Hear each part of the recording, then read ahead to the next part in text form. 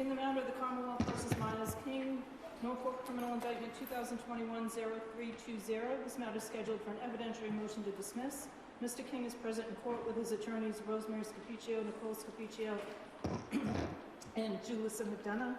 Commonwealth is represented by ADA Jen Hickman, ADA Tracy Cusick, and ADA Mike McGee. Counsel, starting with the Commonwealth, please identify yourselves for the court and the record. Good morning, Madam Jen Hickman on behalf of the Commonwealth. Okay. Good morning, Your Honor. Tracy Cusick on behalf of the Commonwealth. Good morning, Your Honor. Mike McGee on behalf of Commonwealth. Good morning, Your Honor. Rosemary Scapuccio on behalf of Mr. King. Good morning, Your Honor. Nicole Scapuccio on behalf of Mr. King. Good morning, Your Honor. Julissa McDonough for Mr. King.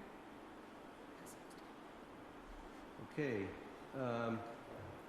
Mr. King, you came in from someplace far away. They got you here close to on time. That's good.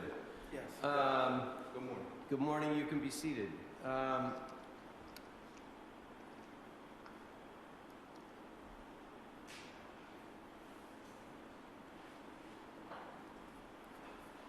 Okay.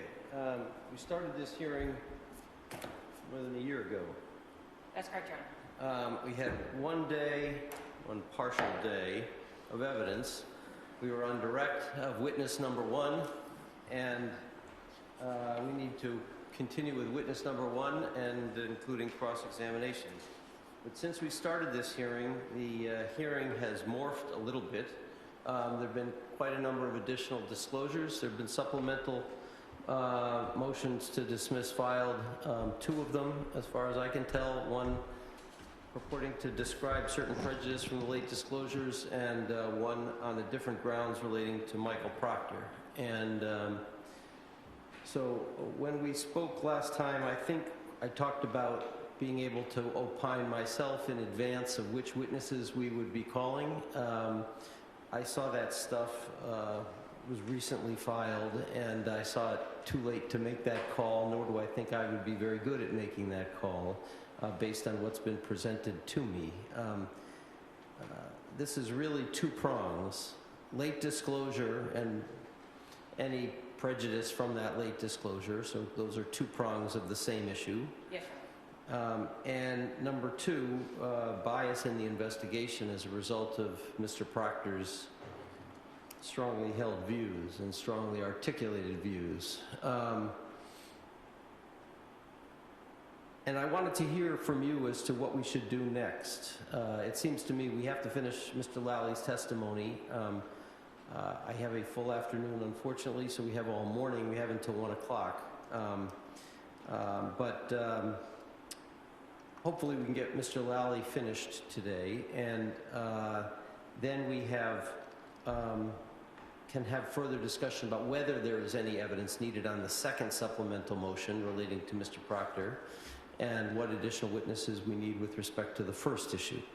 So I'm only saying this because it's like speaking out loud. I'm trying to frame the issue as best as I understand it. So anybody who wants to tweak that understanding, I'm welcome to. I'd be welcome to hear from you. So, Judge, I guess I had a question regarding the additional witnesses. Does the court want to hear argument on that, or are we going to be allowed to call them, or are you going to decide witness by witness? I think we should hear what it is that you're and why they're being called, okay? Yes, we should have that conversation. But I got a one-paragraph description. Maybe that's all I asked for about what they. One-paragraph description. Yep. And you know, I appreciate that, and it helped you each think about whether that person should be called. But I'm not sure that I could flesh it out enough. Okay, so.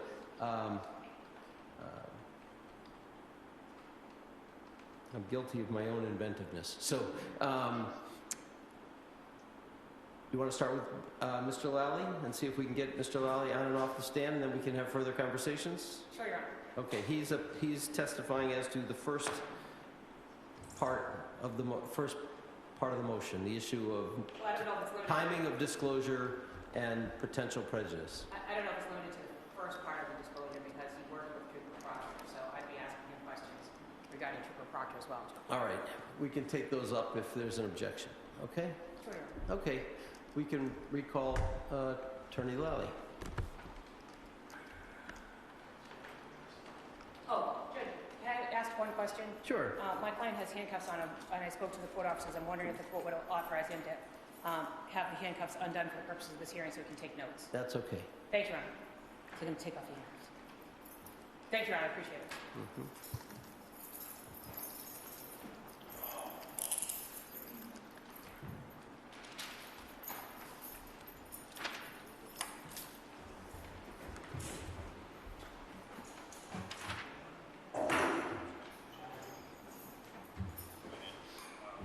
Mr. Lally, we started your testimony in the other room back in July of 2025. You were sworn at that time, and I'm going to remind you for purposes of this hearing, you're still under oath, okay?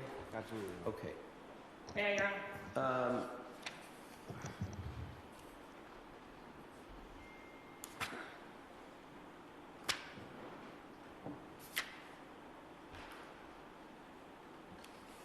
You may. Thank you. You can be seated if you want.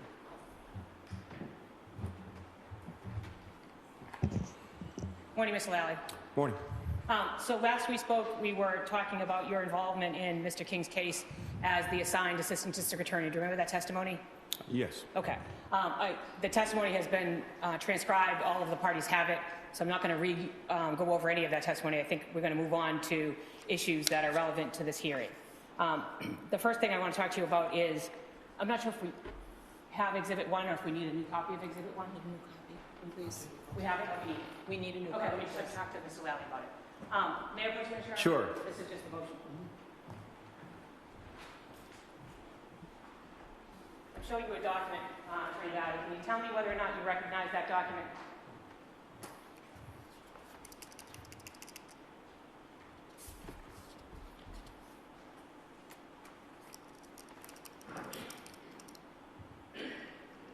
I believe so, yes. Okay. And does that appear to be the discovery motion that I filed in this case? It appears to be yes. May I please, Commissioner? What If I can just, what's the date of that document? I was going to do, Jack. 12/22/21. Okay. I moved to introduce this, Judge. It may have been marked as Exhibit 1 before, right? Everybody thinks this is what was marked as Exhibit 1? Yes. All right, so we'll remark that as Exhibit 1. Thank you. Exhibit 1, still marked? So, Mr. Lally, when you received that from me in December of 2021, what did you do? I did what I do with any discovery motion that I receive from counsel, and I forwarded to all involved police departments in the case and make requests basically to fulfill whatever you or any other counsel is looking for in terms of discovery. So in this case, who'd you forward it to? In this case, I would have forwarded it to probably Trooper Proctor as the case officer and Lieutenant Collins from Milton PD.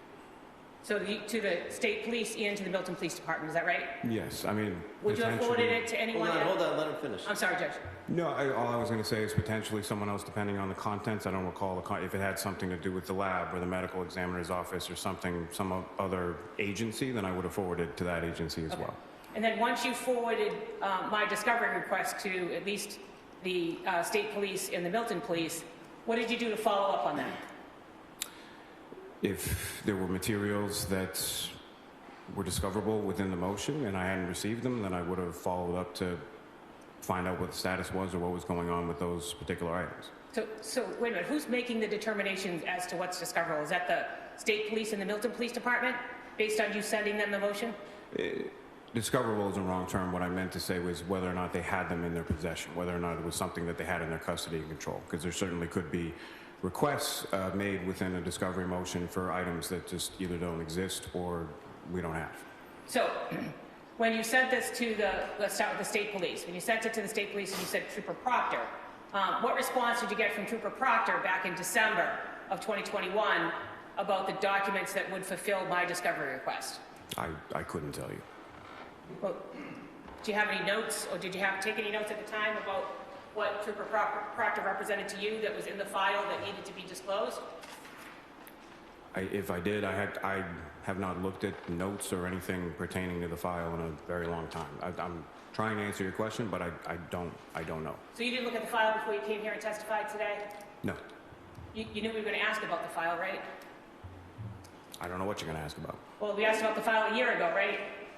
Yes. And I asked you to review it then a year ago. Do you remember that? I don't remember you saying that, but sure. And then you knew you were going to be in here and be questioned about the file, right? I don't know what you're going to ask me. When we're talking about late discovery, do you think that the file that's contained in the district attorney's office is important to determine what was disclosed and what wasn't, Attorney Lally? I'm sorry, what is your question? When you're talking about late discovery, do you think what's contained in the district attorney's file is important to determine what was disclosed and what wasn't disclosed? Certainly. And you didn't do anything to look at that file, is that what you're saying?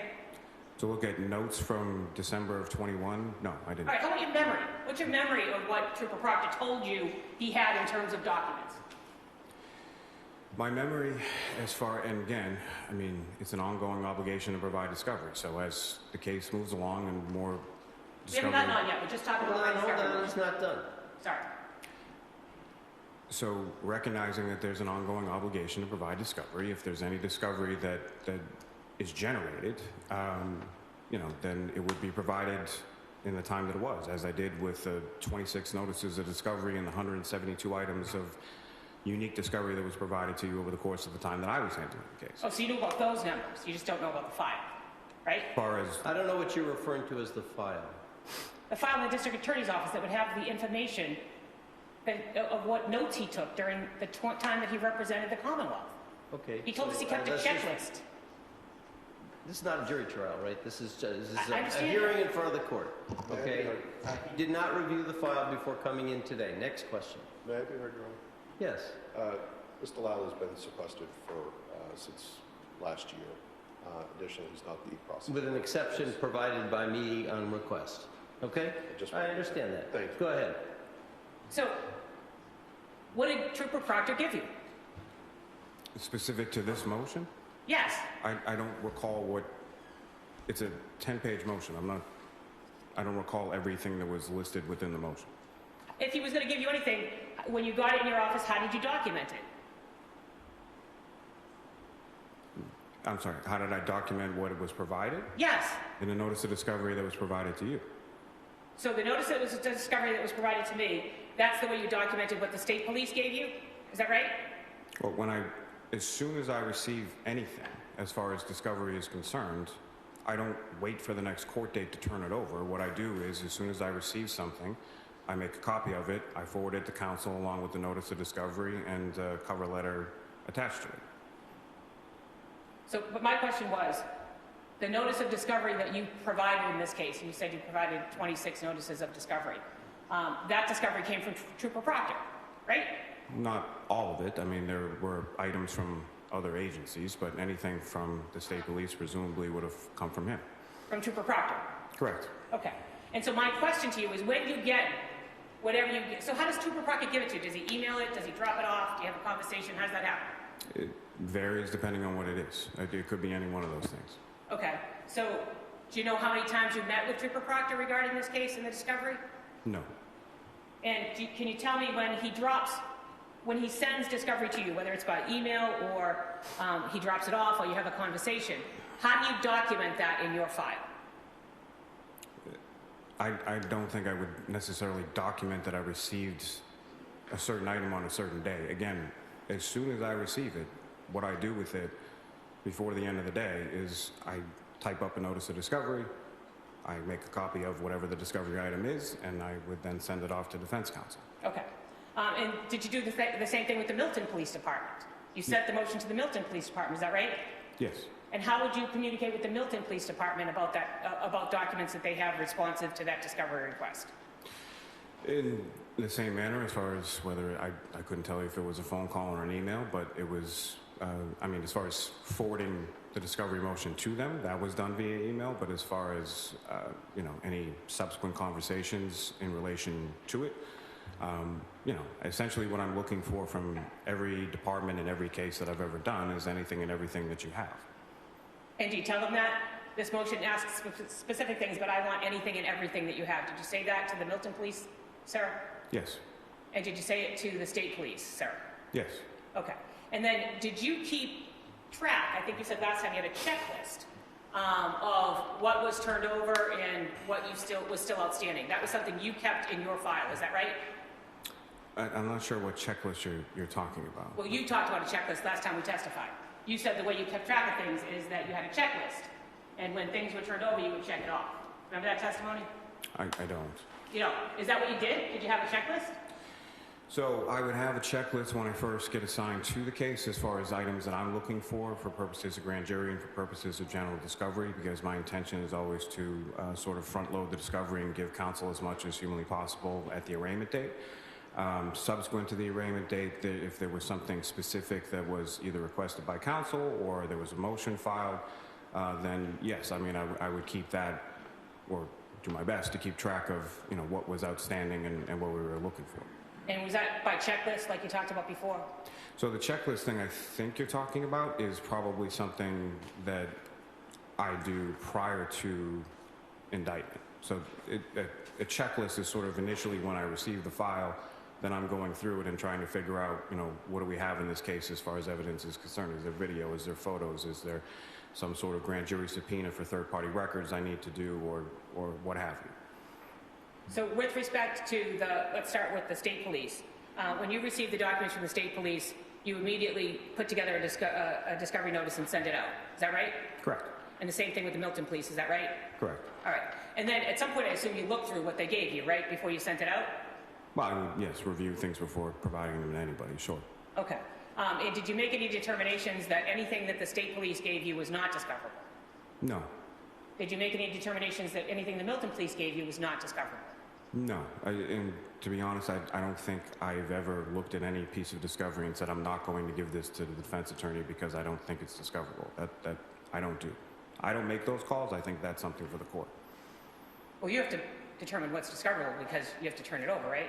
Correct. But what I'm saying is if I receive discovery, you as a defense attorney are getting it, whether, you know, we can argue later on whether or not it's admissible, but as far as you having access to it, you should have access to everything that I have. Okay. So once you do the first round of discovery, did you believe that discovery was complete at that point? That the state police had complied with everything that I requested? Yes. You did? As far as what existed at that time, I'm sure there were things in your motion that might become, you know, whether it was forensic testing or things of that nature that, you know, but as far as reports were concerned, everything that I had, you had. If there was going to be anything further, reports written or forensic testing that was conducted, then that would be provided as soon as we received it.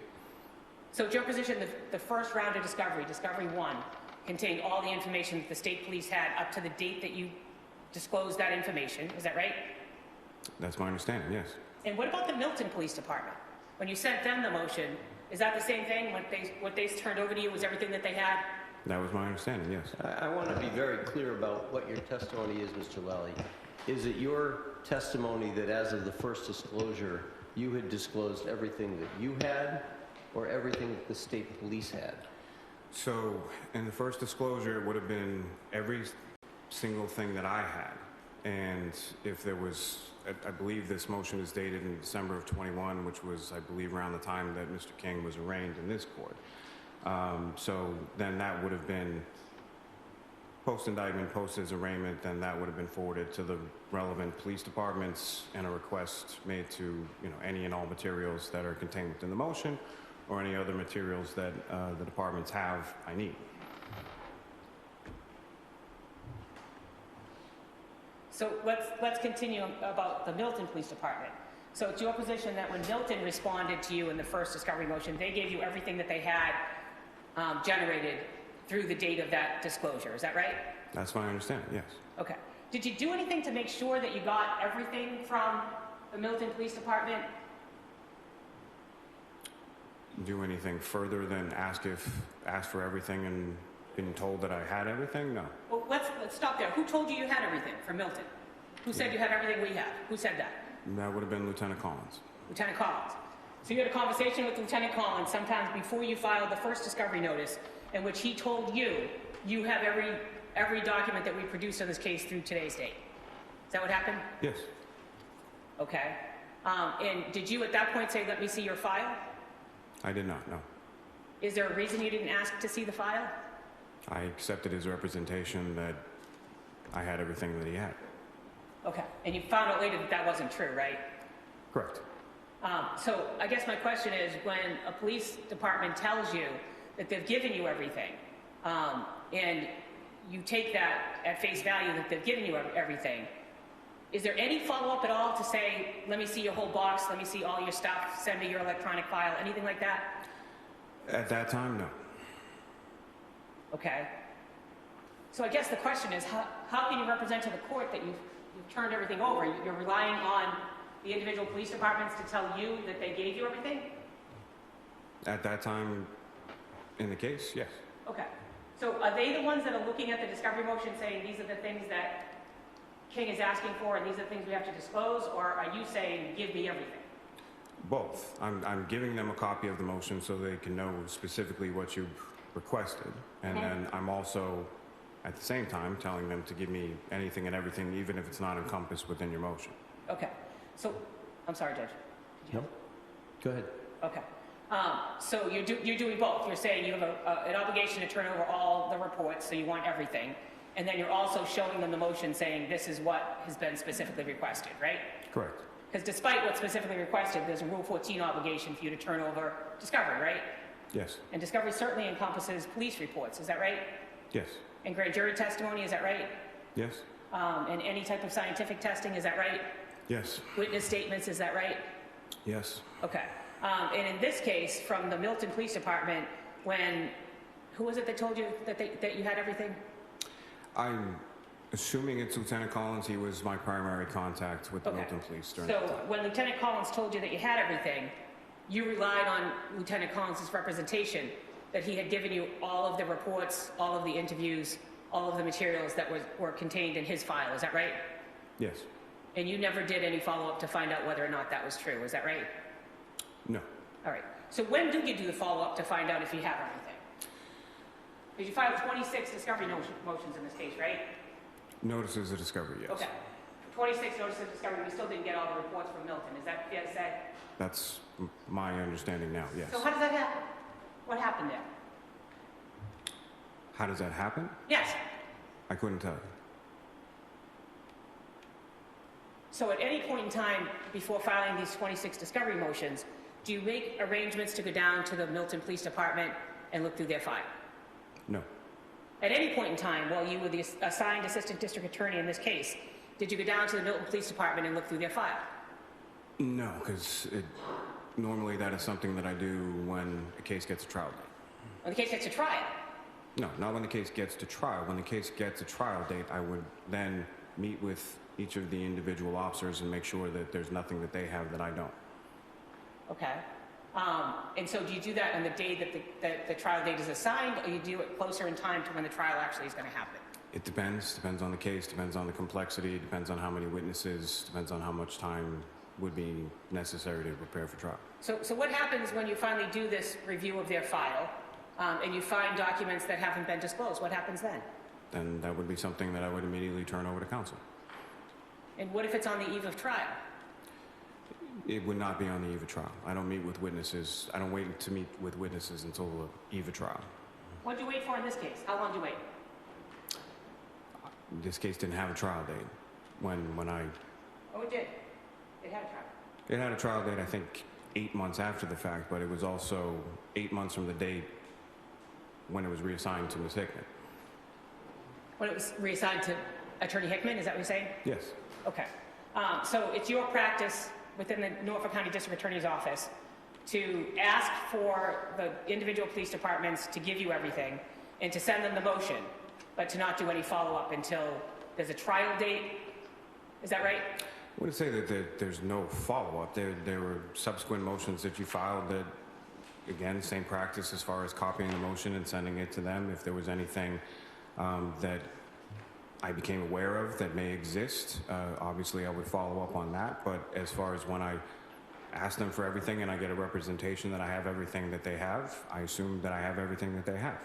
I guess it's the assumption that I'm having a little bit of difficulty with. So instead of assuming, do you ever take it upon yourself to go look at the file? We're talking about in this case? In this case, yes. Did you go down and look at the file yourself? In this case, no. And is there a reason for that? No. Because you understood it was your obligation to make sure that Mr. King got all of the discovery that he was entitled to, right? Correct. Well, I mean, as far as a reason for that would be that I asked for everything and was told that I have everything. So I didn't feel the need to go down and look through the file myself to see if there was anything beyond that. We've been trained within the Norfolk County District Attorney's Office to do your own searching through these files, to not rely on individual police departments to turn over discovery to you. Did anyone ever tell you that during training, that that would probably be a good idea? Not that I can recall, no. Okay. And by the time you had Mr. King's case, how many years had you been an assistant district attorney? By the time I was assigned Mr. King's case, probably 16 years. So for 16 years, your practice was that you relied on the individual police departments to give you everything. And if you didn't get it, you waited until right before the trial to look through the trial file? Is that what you do? You look through the file right before trial? No, not right before trial. I think that's not what I said. Okay. But your practice is to rely on the police departments, individual police departments, to give you all of the discovery. Is that right? Yes. Your practice isn't to go to the individual police departments and look at their files, right? At the point in time you're talking about, when just after the defendant's been arraigned, no. How about in the 26 notices that you filed? Before any of the 26 notices that you filed, did you go to the Milton Police Department and make sure you had everything? No. How about the state police? In the 26 notices that you filed, did you go to the state police to make sure you had anything? Probably, yes, yeah. You probably went to the state police. Yes. What does that mean? What that means is, again, as a case is going on for the number of months that this case went on, there were, I would imagine, numerous conversations regarding discovery, whether it was a motion that you had filed or whether it was a motion that I had filed or different aspects of discovery that we were looking at, and those conversations would have been ongoing as far as, ensuring that I had everything that, it's not like I would rely on a one-time representation at the inception of the case. Do I have everything? Yes, okay, fine. So I guess my question is, with respect to the state police, did you ever go and look at their file? While you represented the Commonwealth in the case of Commonwealth versus Myles King, did you go and look at the state police file? No. Did you have any idea in the 26 notices of discovery that you filed what the contents of the state police file was? No. What about the Milton police? In the 26 notices of discovery that you filed, did you ever have any idea what was contained in the Milton police files? No, other than what I've been told that I had everything they had. Okay. And in terms of discovery, so let's talk about police reports.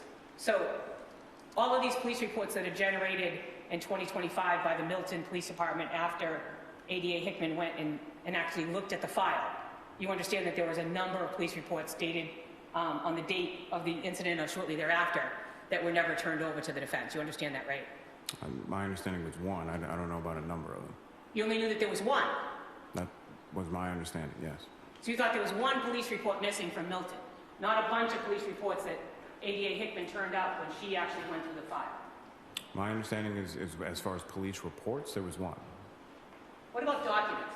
How many documents did ADA Hickman copy and turn over to the defendant after she reviewed the Milton file? Do you know? I know. Did anyone ever go back to you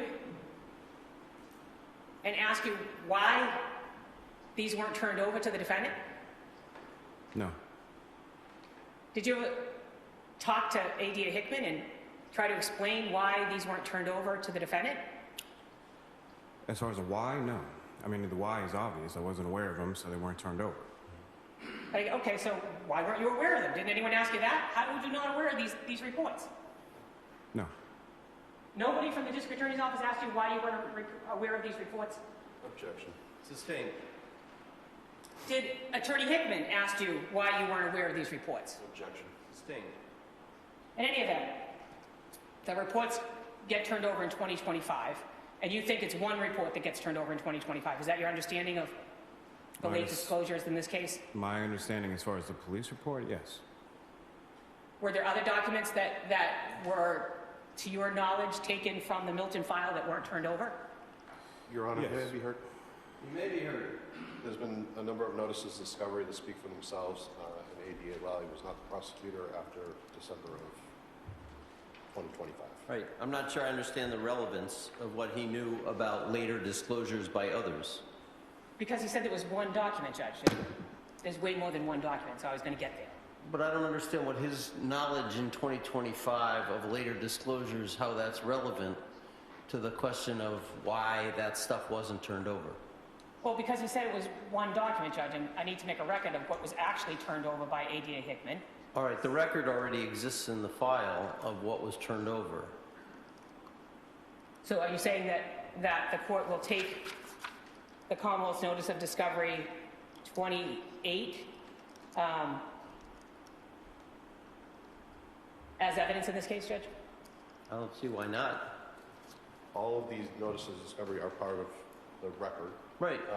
Additionally, and I'm happy to mark it, I don't want to go off on this tangent. We had those charts. I'm happy to mark the last one that we had prepared together about what's new and Okay, that wasn't yet marked, but we can deal with mark that. that at Yep. some point. Okay.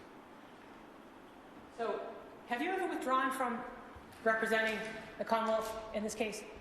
As far as a formal motion, no. So you're still an attorney of record, right? No, I don't believe I'm on the docket or listed as counsel of record on... So when did you withdraw? Again, did I file a formal motion to withdraw? No, but whether or not... I'm not counsel of record for the case. So when did you stop being counsel of record for the Commonwealth? I believe it was either November or December of 2024. Of 2024? I believe either that or early 25. Okay. But you didn't file a motion to withdraw? I don't believe so, no. And you showed up at all the hearings when you weren't on trial in the Karen Reed matter, right? During 2024? 24, 25? 25, no. I don't You didn't believe... show up at any of the hearings in 25? I don't Sure believe about I that? did. I'm not. That's why I said I'm not sure. Okay. In any event, with respect to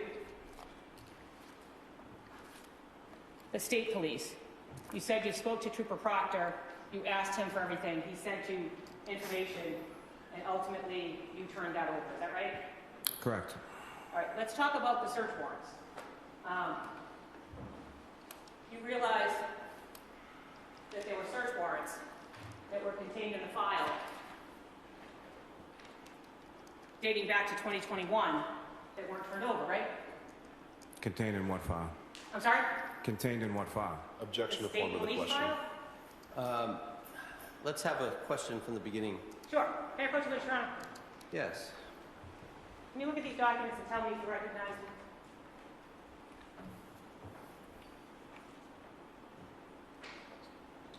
I think the search warrants. Yeah, 2021 search warrants. Be a separate package for 2022. Yes. In terms of what I got. Generally speaking, yeah. Generally didn't hear speaking, what you you said. recognize them? Generally speaking, I recognize them, yes. Okay. And what do you recognize them to be? They appear to be search warrants related to Mr. King's matter. Related to what? Related to Mr. King's matter. Okay. And is it fair to say that these search warrants, search warrant number, let me ask you, is it fair to say that these search warrants appear to be dated July 11th of 2021? I didn't look at the date, but I'll take your word for it. And just may I ask, are these the bait stamp search warrants? These all bait stamp Yes, ones up right they here? start at Thank you. 282, I believe, Thank you. base stamp 282. Thank you. Judge, Sorry. I move to introduce the search warrants. Any objection? No. All right. Exhibit 2, so marked. How many are there? 6 warrants in total? Yes. So Attorney Lally, you understood that there were search warrants in this case, right? Yes. And you understood that Trooper Proctor was the author of those search warrants, right? Yes. And you understood that he asked for certain information. I'm assuming he consulted with you regarding that. Is that right? As far as the information he was seeking, yes. Yeah. Did he consult with you regarding a T-Mobile search warrant for cell phone number 6961? I believe that was your client's cell phone, so yes. Okay. And you understood that he had gotten permission to do a search. Is that right? There were, I think, 4 warrants pertaining to your client's phone. So is that a yes? You understood that there were warrants that were signed off on by a district court judge for information in this case, right? Yes. Okay. And when you looked at the discovery as it was being sent to you from Trooper Proctor, did you realize you didn't have the search warrants? No. Objection to form of question. I just want to be clear on, There is a timing part. or just what portion of the search warrants, and he issues the affidavit. Well, you can take care of that on cross, can't you? Let's just be clear about the question. Do you have them there? I haven't seen Exhibit 2. Let me take a look at them. Thank you.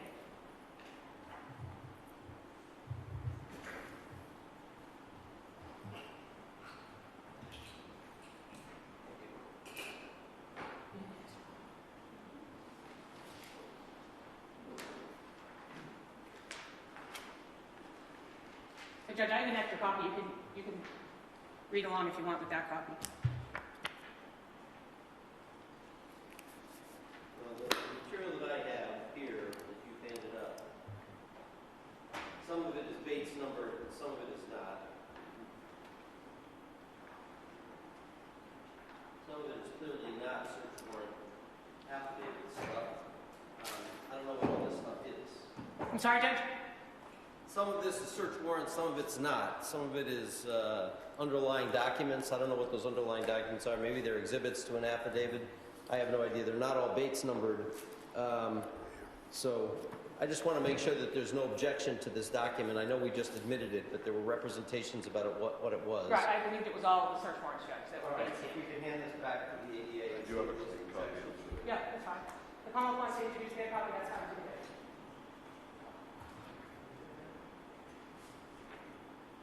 Hang on one second. We're going to see what we're going to introduce. It's a printer exhibit. Oh, is it? So should we, So let's just replace it with yours, that's fine. by agreement, we're going to replace exhibit 2 with Okay, a clean copy of it. we'll mark this as Exhibit 2. Attorney Scapicio, let's take that sticker off of the document that I just gave back to you. Absolutely, Judge. Exhibit 2 is still up. Thank you. Thank you. Okay, now, Mr. Lally. go ahead. Thank you. Mr. Lally, you understood when you reviewed the materials that Trooper Proctor was sending you that they didn't contain the search warrants that you knew had been issued, right? I'm sorry, when I reviewed the material? Yeah, you said when you got the materials from Trooper Proctor, you would immediately review them, and that same day, you would put a notice of discovery together and give it to the defendant. That's what you said, right? Yes. Okay. So when you reviewed the materials that Trooper Proctor gave you from the state police, you had to have known that the search warrants weren't there, right? I didn't. You did? I did not, Your Honor. Did If I- not, Had okay. I realized, then I would have gotten copies of them and sent them to counsel. So did Trooper Proctor give you the search warrants and you just didn't turn them over? Or are you saying Trooper Proctor never turned them over to you? No, as far as what I provided to you, as far as discovery was concerned related to the search warrants, is what I had been provided by Trooper Proctor. I know that there was at least at one point a conversation in reference to there was not a partial affidavit, but an affidavit without an application, return, and copy of the warrant itself. And I never received it, therefore you didn't get it. But you knew I was looking for it. Did you call Trooper Proctor and say, hey, I there's did 6 not. search warrants outstanding. Can First you of get me all- those, please? Objection to, I would disagree with that. I did not know that you were looking for it. I don't think it ever once came up as far as our conversations regarding discovery was the 2021 search warrants. So are you saying that search warrants aren't Rule 14 discovery, sir? I'm not saying that the onus is on you at all. I'm just saying when you say that you knew I was looking for it, I didn't because we never talked about it once. Well, we talked about getting all the exculpatory evidence from Mr. King, didn't we? In We talked general about that on a terms, number of occasions, Oh, right? hold on. One question at a time. Which one do you want? We talked about getting the exculpatory evidence from Mr. King, right? as far as you filed motions to that effect, yes. But you don't have to wait for a defendant to file motions. You know you have an independent obligation to turn over information to a defendant under the Constitution, right? Of course. And under Rule 14, right? Yes. So you didn't need a motion to say we needed search warrants, but if you needed one, Exhibit 1 also asks for search warrants, doesn't it? I don't know. Well, did you read Exhibit 1 at all? Right now? No, I didn't. Did you read it when you got it? Of course, yes. And do you remember whether or not we asked for all search warrants that were issued? Do I remember now what's in the motion that you filed in December of 21? No, I don't. Okay. Do you remember the motion asking for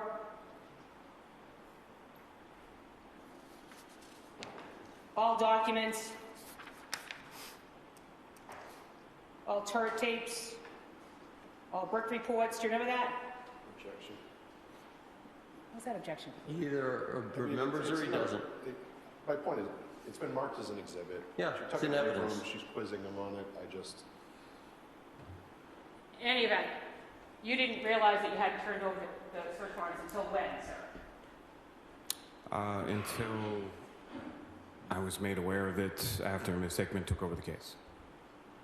So sometime in 2025, you realized that you didn't turn over the search warrants? Yes. And at that point, does anyone go to you and say, why didn't you turn over the search warrants? objection. Sustained. Did you have a conversation with ADA Hickman regarding the search warrants? Objection. Yes or no? Yes. And did you indicate to her any reason why you wouldn't have turned over these search warrants? Objection. Sustained. Judge, can I be heard on this? Yes. So, in addition to the haphazard discovery practice from the district attorney's office with respect to this witness, I'm trying to establish that the office itself had no policies and no follow-up when discovery was disclosed late. And the only way I could do that is to ask him about the conversations he had with ADA Hickman, who's also going to be a witness in this case, Judge, about what happened. Because I'm assuming, and maybe I'm wrong, but I'm assuming that they would have had some conversation saying, how'd you miss it? Okay. The objection is still sustained. So you remember having a conversation with ADA Hickman, is that right? Yes. Were you shown the search warrants? Objection. I don't see the relevance of whether he was shown the search warrants in 2025. Because Judge, it's They going to go were to challenge. disclosed in 2025. The question is, what was his practice and why didn't he disclose them before? Right. Right? I'm getting there, Judge. Okay, go ahead. So, did you have a practice within the Norfolk County District Attorney's Office of ensuring that you turn over search warrants? And I have a practice? Did you personally have a practice? No, not a practice. Did the Norfolk County District Attorney's Office had a practice of making sure that search warrants that were generated out of the district courts were contained in the file and turned over to defense attorneys? I mean, that would be the expectation, yes. I don't think it was a formal policy or a practice, but any discoverable material needs to be turned over. Did you ever go to the Quincy District Court, sir, where these search warrants were generated, to get copies of them prior to their disclosure in 2025? No, I did not. But you knew they were issued out of the Quincy District Court, right? That I did. And you knew that they weren't contained in anything that you had turned over because you looked at everything you turned over, right? So that would be the failing, is that I didn't realize that it hadn't already been turned over.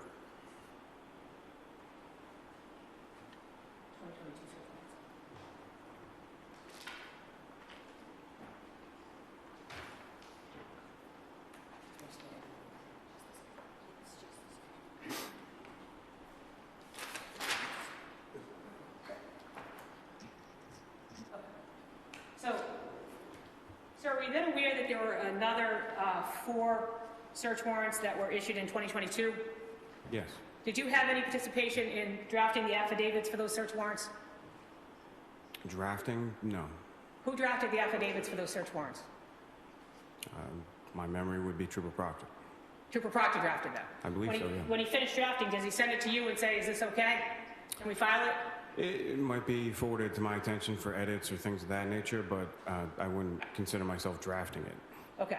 And can you just remind us, do you remember what date Myles King was arraigned? In this court? Yes. sometime in December of 2021. Okay. And then you remember in January 2021, after the arraignment, seeking search warrants for information regarding Mr. King. Regarding Mr. King? No, I don't believe so. Relative to anything in this case. Yes, I think it was more of a geofence that they were looking for. And why were you looking for the geofence information in 2022 after Mr. King had been indicted? To try to identify the person that was with Mr. King when he shot Mr. Simmons. I'm sorry? To try to identify the second party that was with Mr. King when he shot Mr. Simmons. And did you bring your request for the search warrant to the Superior Court and ask for permission to file the search warrant after indictment?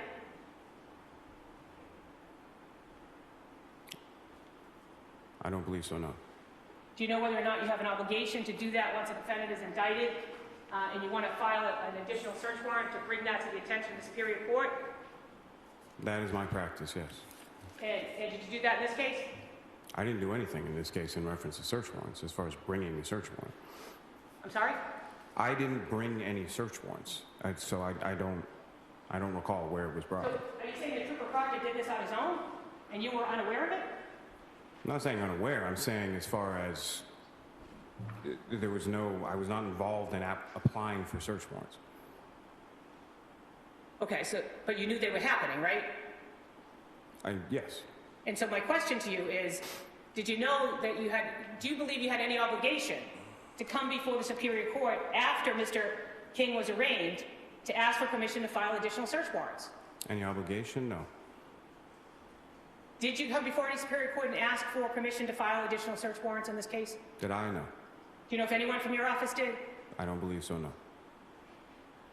Now, do you know whether or not after a defendant is indicted, whether it's still proper procedure to go to the district, if they're indicted in the Superior Court, to go to the district court to request additional search warrants? Is that proper procedure, sir? It can be? It can be. Yes. Okay. Do you believe there's any mechanism by which, once the defendant is arraigned in Superior Court, if you wanted to issue any additional search warrants, that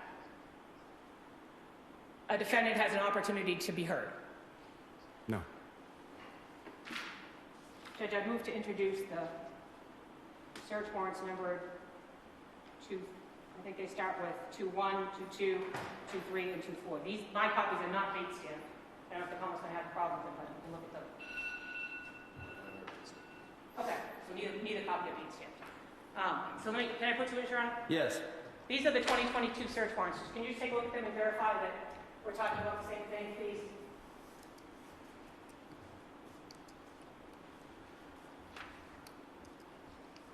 Appear to be, yes. Those are the 2022 search warrants? I believe so, yeah. Okay. And in the 2022 search warrants, you were looking for information, Google information, is that right? I believe so, yes. Is that all you were looking for is Google information, or were there additional things you were looking for? Google is what I recall. Okay. So,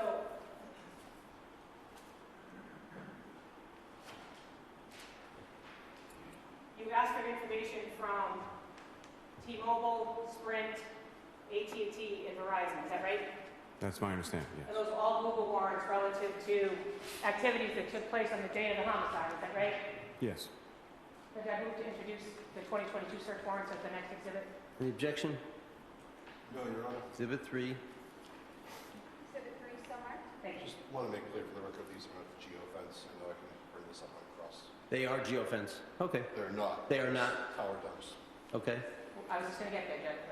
Okay. So, Attorney Lally, when you just reviewed these, your understanding of them is that they were geofence warrants, is that right? No, they were tower domes. What's the difference between a geofence and a tower dump? So a tower dump is essentially looking for any phone numbers that were hitting off a specific tower within a general geographic vicinity of a location that you're looking for, whereas the geofence is more, how I would describe it. It's a wider net, I would say, as far as capturing what devices or what. Well, doesn't the geofence ask Google to give them all of the people who might have been in a specific area at a specific time? Correct. And the tower dumps ask for the phones that are bouncing off towers at certain time periods, is that right? Correct. And so, as a result of these 2022 search warrants that were issued, do you recall receiving any data? Yes. What did you receive? I mean, as far as what was the data? Do you remember, I mean, you had to looked at the data and said, hey, this works, this doesn't work, we need to do something follow-up, right? We received the data was turned over to you, and then I believe it was Trooper Keefe that wrote a report in relation to it essentially wasn't helpful information. That the tower dumps weren't helpful. Correct. So that would be exculpatory to Mr. King, right? Yes, which is why you got it. Okay. So when do you believe you turned over the 2022 search warrants? Whenever I received them. When did you receive them? I could not tell you. Okay. Do you remember anything about the review of the data that was received from the search warrants? Did you yourself review it, or did you have an expert from the state police or the Milton police review the data? There was an expert from the state police that reviewed the data. Okay. And that's the report that you were talking about? Yes. And you believe at some point you disclosed these search warrants to me right after you received them, is that right? Yes. And you would have received them right after they were issued, is that right? I couldn't tell you And if this is correct, they were issued in January of 2022, is that right? if that's what it says. Okay, put to witness, Your Honor. Yes.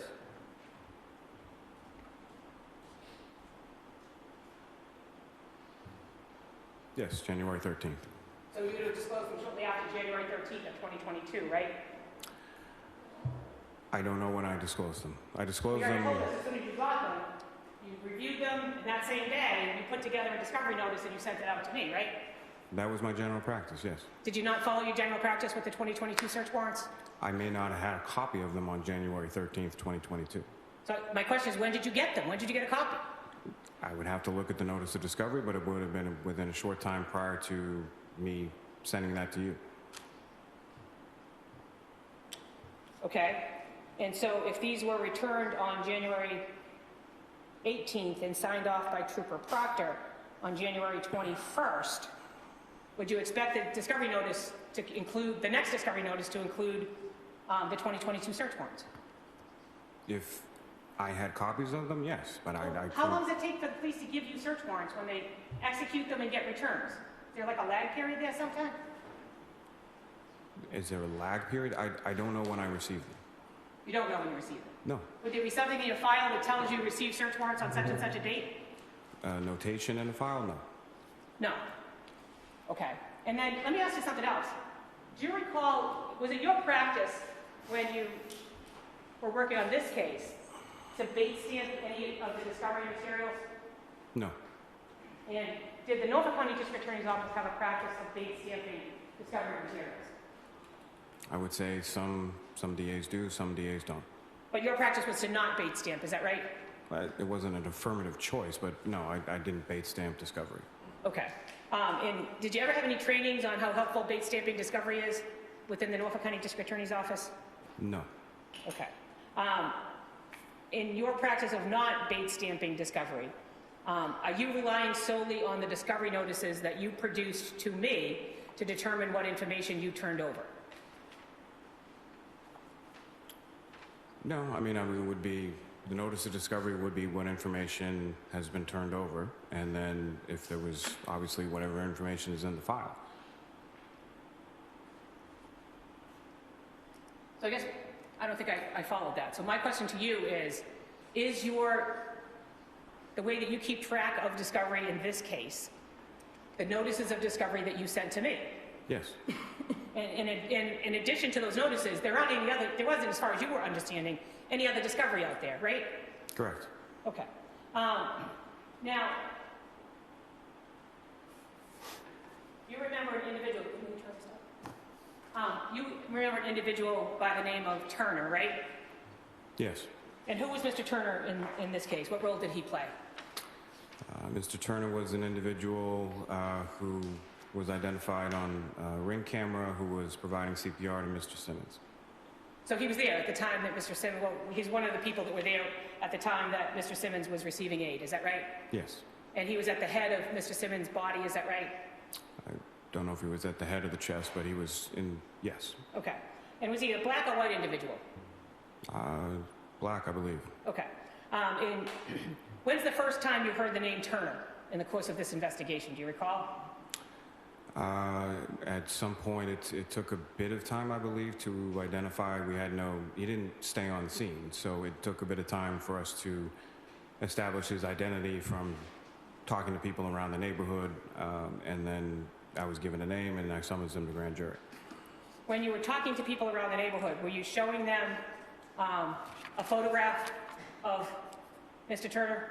To be clear, I was not walking around and talking to people in the neighborhood. Investigators were, and I believe that's what they were doing, is showing a photograph. Yeah, put switch around. Yes.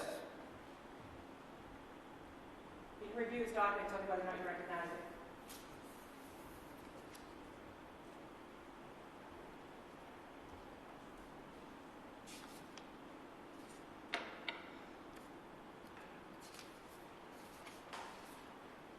I recognize what it is, but I don't recognize it in that I haven't seen it before. You'd never seen that document before? Nope.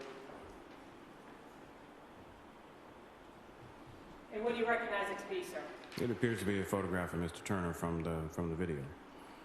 And you didn't know that back on July 27th of 2021, that the police department had a photograph of Mr. Turner, who was a person who was at the victim's head at the time that the police and the ambulance showed up? You didn't know that? I knew that there was obviously video depicting that, but I didn't know that there was a photograph and a posted notice in regard to it. So the police never told you they were showing a photograph around the neighborhood of who they thought might have been Mr. Turner to see if anyone could identify him because he was at Mr. Simmons' head when the police came and the ambulance came? Not that I recall, and this is the one report that I was referencing earlier, as far as the report that I didn't receive. This is from the Milton Police Department? Yes. Did you ever have any conversations with anyone from the Milton Department regarding Mr. Turner? As far as, yes, as I mentioned, they were able to identify him. We had an address. We summoned him to the grand jury.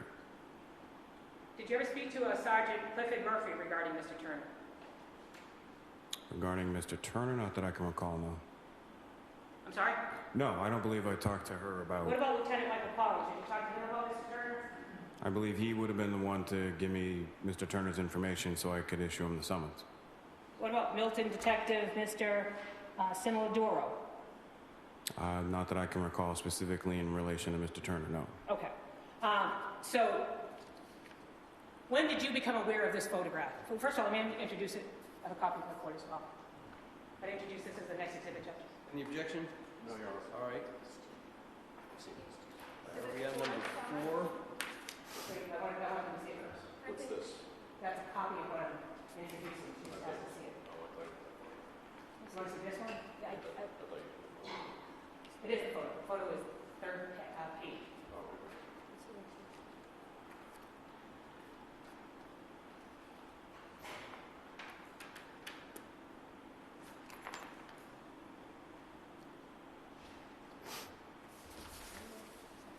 Sorry? That was.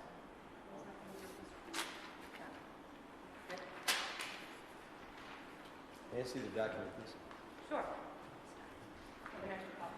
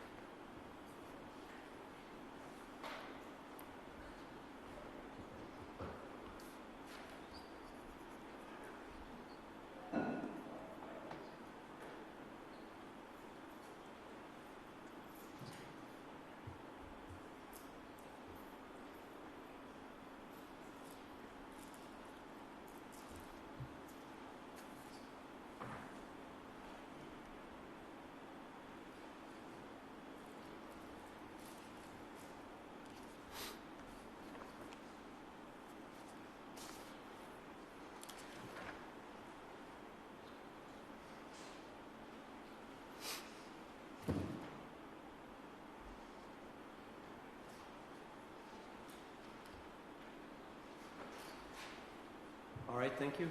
Okay.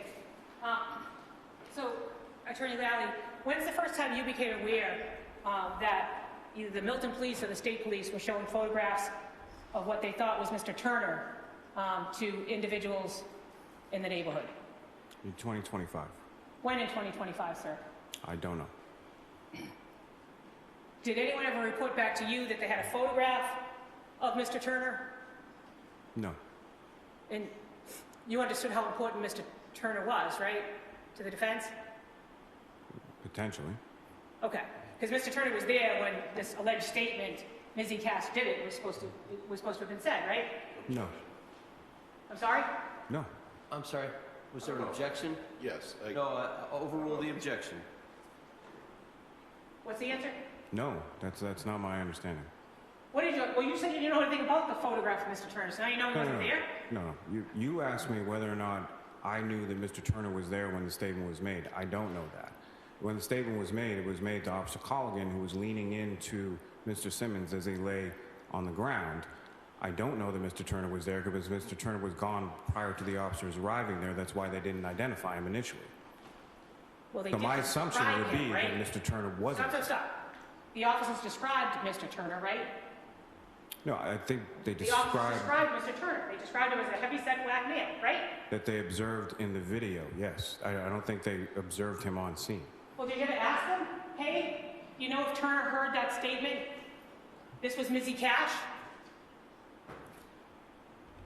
Did I ask them whether or not they knew that Mr. Turner had overheard or not? No, I Did didn't. you ever send them out to say, hey, go find Mr. Turner and see whether or not he overheard the statement attributed to the victim saying that Mizzy Cash killed him? That's why we were looking for Mr. Turner. Okay. So the photograph that you became aware of in 2025, when was it generated? Do you know?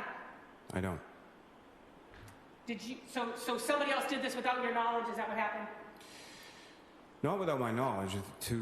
As far as my knowledge was that there were two individuals on the ring camera. One, we knew who it was, and the other person, I wanted to know who it was so that we could bring them into grand jury and find out what they knew, whether or not they had witnessed the shooting itself, overheard the statements, had any information inculpatory or exculpatory to provide. Okay. And when you found out in 2025 that there was this photo being generated, did you have any conversations with anyone in the Norfolk County District Attorney's Office about that photo? Yes. Who'd you have a conversation with? Probably be Ms. Hickman. Attorney Hickman? Yes. Okay.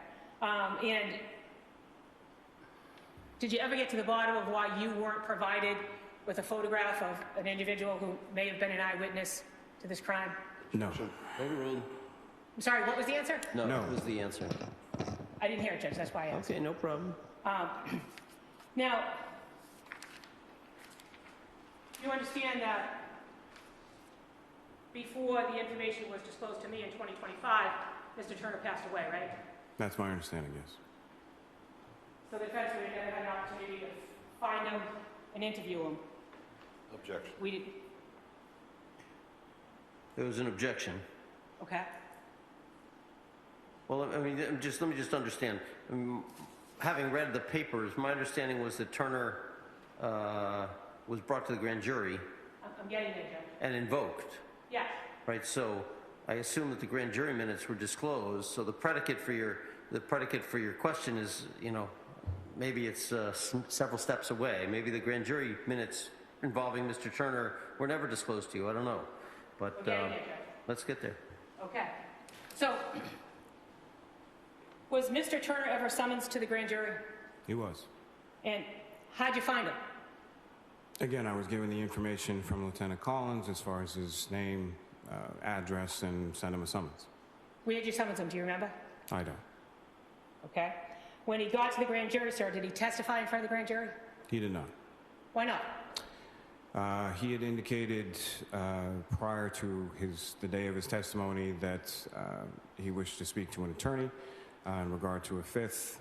We arranged for that as far as the duty attorney of the day to speak with Mr. Turner. That was obviously done outside of my presence. Then the practice would be if the attorney believes that there is a Fifth Amendment privilege to bring him over to this courthouse in front of a judge where he can assert that privilege on the record. And did that happen with Mr. Turner? Did Mr. Turner get brought before a judge to assert a privilege? Yes, I believe it was an in-camera hearing before Judge Cosgrove over in 25. I wasn't obviously present for whatever the fifth was, but I was informed that he had a valid fifth and he was asserting it. And the information regarding Mr. Turner taking the fifth, when was that turned over to Mr. King? I don't think it was. You don't think it was? No. Why not?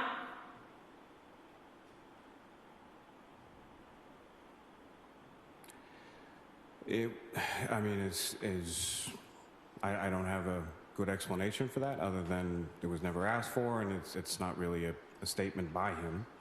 I don't know that it's discoverable under Rule 14. You don't know the witness who could potentially be an eyewitness to the crime, shows up at the grand jury and takes the fifth. You don't know if that's discoverable to the defendant? Is that what you just said? No, as far as a statement, there's no statement that there's nothing as far as what Mr. Turner said that I'm privy to. But the fact that he's taking the fifth, that he thinks he has an issue of self-incrimination, do you not believe that would have been exculpatory to Mr. King? I think it's something that should have been turned over, yes. So why didn't you turn it over? I don't have an explanation for that.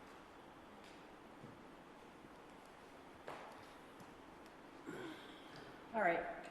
With respect to... Was anything relating to Mr. Turner's identity turned over to the defense prior to 2025? Upon my subsequent review, no. Did I believe that it had been prior to 2025? That was my belief, but that was a mistaken belief. And what is it that you believed was turned over with respect to Mr. Turner? I thought that he was referenced not only, well, he's, as far as the video that he's depicted in was turned over, but as far as his identity, I was under the impression it was contained within the Milton reports that have been provided to counsel. Okay. And you found out it wasn't contained within the Milton reports that you provided me, is that right? That's right. That it wasn't disclosed to me until Attorney Hickman got involved in the case in 2025, is that right? Objection. I think it's already determined that it wasn't turned over until 2025, at least according to this witness. Okay. So, the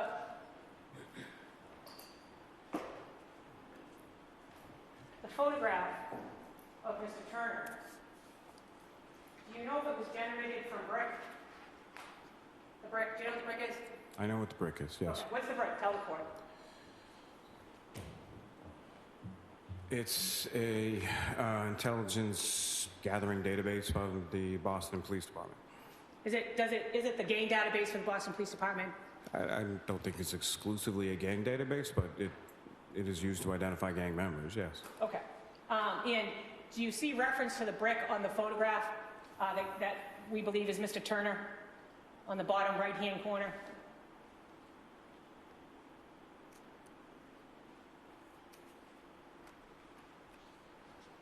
And there's reference to the brick? I don't know. B-R-I-C. Do you see that word on that photo? I see the word, but I don't know that this was generated.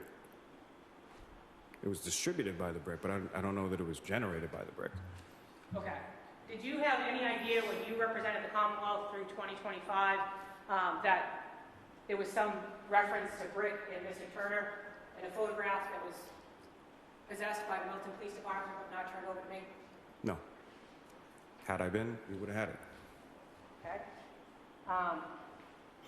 Was the brick a part of this investigation as far as you understood? No.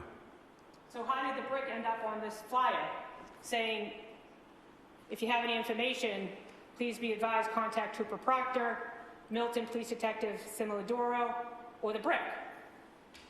How did that end up there? I don't know.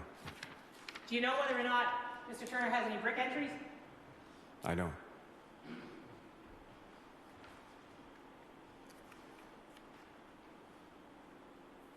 Do you remember who Mr. Turner's attorney was?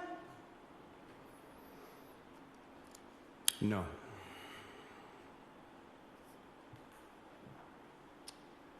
Were you told at all what the substance of the Fifth Amendment privilege was? of Mr. Turner.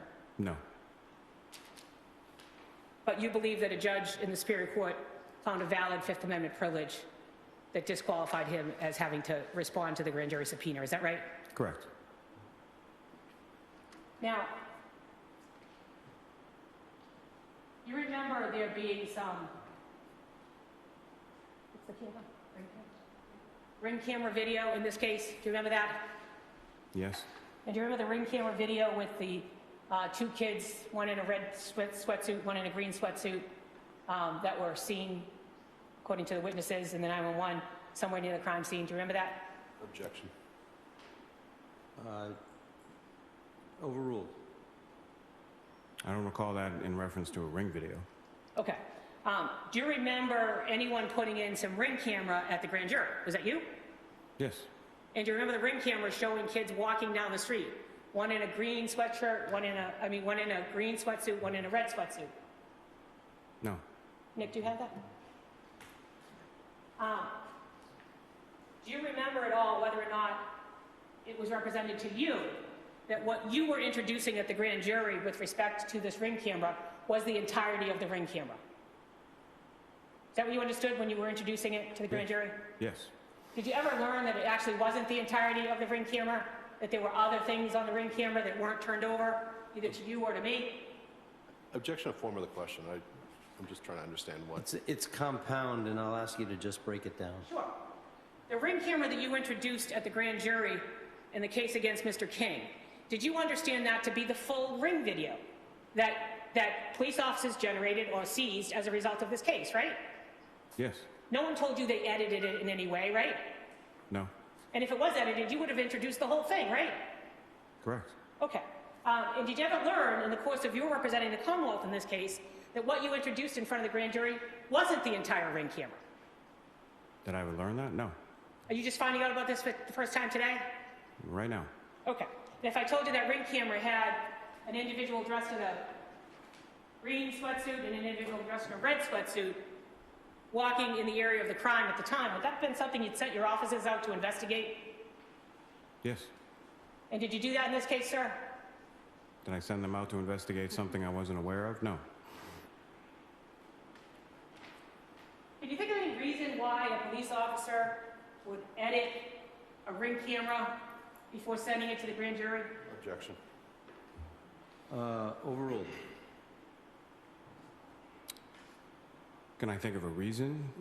Sure. I mean, length, things of that nature. But if there's a video that's going to be introduced as an exhibit for the grand jury, I might, if I'm presenting the case, I'm going to introduce the entirety of the video. I might also introduce as a separate exhibit a smaller snippet or portion of it, but the entire video would be admitted as an exhibit. And that was your practice back when you indicted Mr. King, right? It's always been my practice. So you introduce the entire video, and then if you want the grand jurors to focus on a certain portion of the video, you do a clip, and you introduce that as a separate exhibit, right? Correct. In this case, you introduced a ring video that was given to you. By who? Who gave you the ring video? Do you remember? Specifically, no, but my assumption would be Trooper Proctor. Okay. And did anyone ever ask you to look at that ring camera video that you introduced at the grand jury and look at the full ring camera video before you testified here today? No, up until right now, I thought that the video was the full video. Can I just ask, the ring camera video that we're referring to, where was it shot from and what area did it depict? The one that, if I'm correct in what Ms. Capiccio was talking about, would be depicting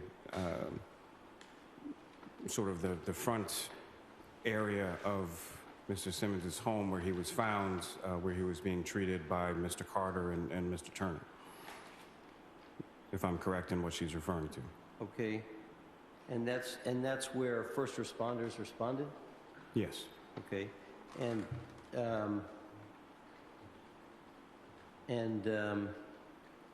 did that ring camera video, as it was provided to you, depict Mr. Turner? Yes. And did it also depict the first responders arriving? Yes. And did it depict that Mr. Turner was on scene when the first responders were arriving? He's not visible on camera when the first responders arrive. Okay. Go ahead. Thank you. May I clean something up here, Your Honor? I know I can do this on I can't cross. hear, I'm sorry, what? Could I just clean something up here? Just have a conversation with Attorney Just Scapicchio. gonna explain it.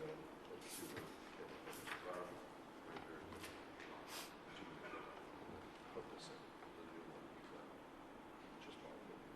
If you want to ask him about it, you can, but if you know about it, He hasn't seen that. Is that what you're saying? he hasn't seen it. Okay, so I have to put it in. May I explain it? Please? Sure. So, Go ahead. just to explain this out, grand jury exhibit number 21 was a 2-minute and 1-second clip. It was provided in notice of discovery 1, number 46. The time on the clip is 18:08:31 Eastern Standard Time. The second video that the witness is not aware of, and I have in my hand, and I'd be happy to mark it as, or counsel can mark as an exhibit, is a ring video provided on May 15th of 2025. It is 10 seconds in length from the same residence, and the time on the video is 16:59:47 Eastern Standard Time. This is noted in Discovery 31, bait stamp 002026. And just so Your Honor's aware of the timing on this, the first 911 call came in That's notice of discovery, what, did you say 30-something? 31, 31, and it was what? bait stamp 2026. Okay? So the second product, this ring thing, this ring thumb drive, is 1 hour prior to the homicide. Judge, I hope to introduce it. The 10-second clip?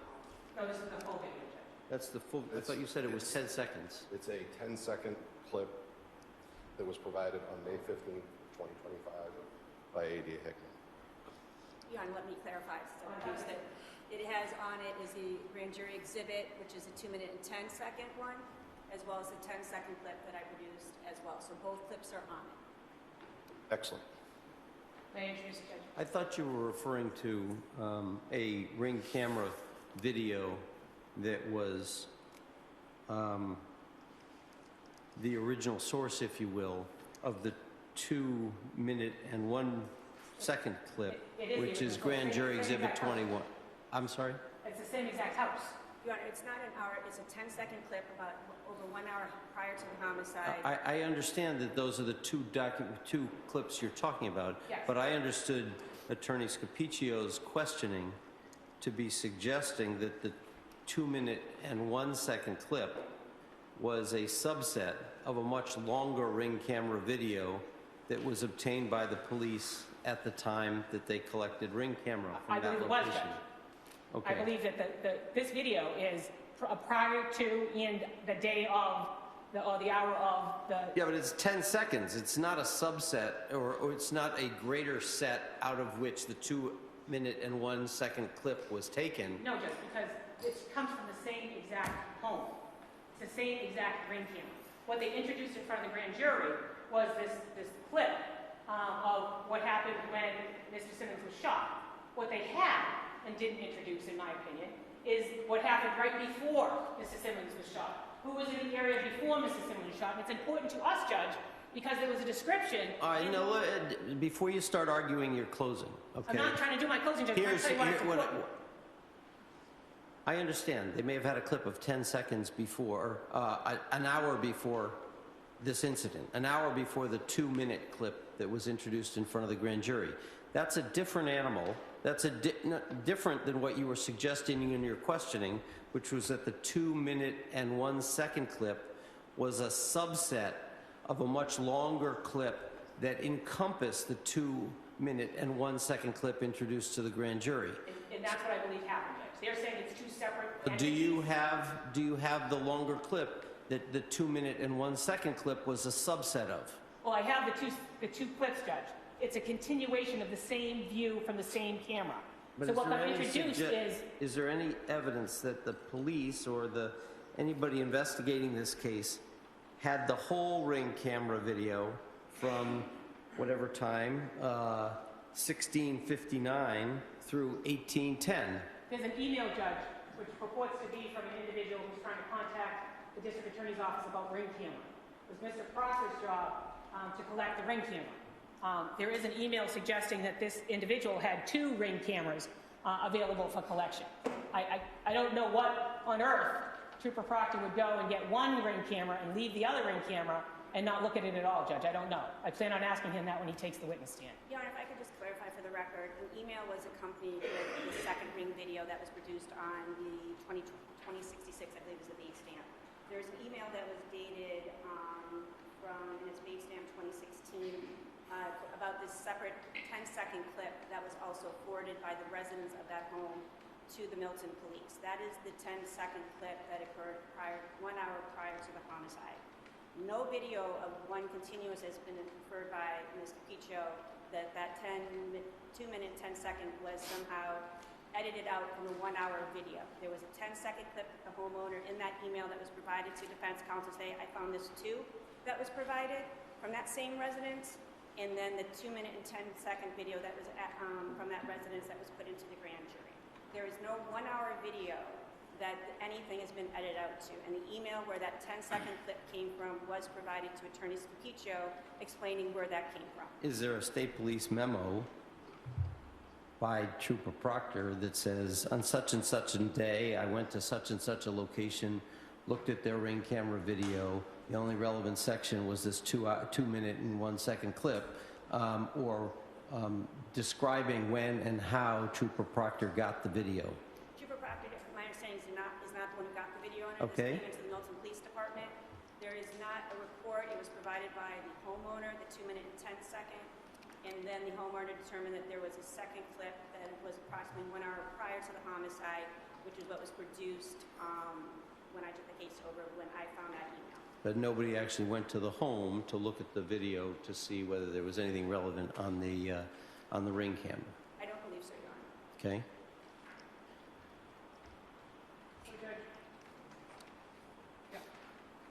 My understanding, just so my position is clear, my understanding is the same homeowner sent 2 videos or disclosed that 2 videos exist. What's your basis for that understanding?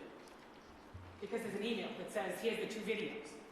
2 different video clips, relevant clips, or 2 different video angles from 2 different ring cameras? It's the same ring camera, Judge. There's only One ring camera, in the house. okay. So there's an email that suggests, Judge, that's dated July 11th of 2021, that suggests this is a ring camera and that they were forwarding this to the Milton Police Department. Now, what gets introduced in front of the grand jury is one of those 2 ring cameras, and I believe it's represented that it's all of the ring camera that they have. And then I find out sometime in 2026, it's not all of the ring camera that they have, and that the second ring camera that got disclosed in 25 or 26, I'm losing track of all the late discovery here.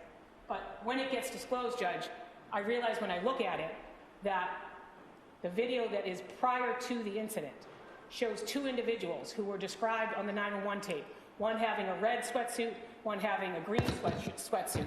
They're walking by the house that has this video, and one of the individuals keeps looking back, as if he's looking back or looking for somebody, which becomes exculpatory to me to be able to look that up, Judge. And I'm just trying to figure out, if you got 2 videos, why'd you only introduce 1, and why didn't you tell me there were 2? That's all I'm trying to establish, Judge. Okay, go ahead. We marked the 2 videos. Any objection to marking the 2 videos? Not at all. Okay, they on a single thumb drive or 2 different thumb drives? Single thumb drive, okay, by agreement. Exhibit 5 will be the thumb drive. Thank you. Exhibit 5, still marked? So, Attorney Lally, had you known that the homeowner had sent 2 videos to either the Milton Police or the State Police, whoever it was, would you have introduced both videos in front of the grand jury? Yes. And would you have turned both videos over to me in 2021? Yes, of course. Now, can I just have a minute, Your Honor? Sure.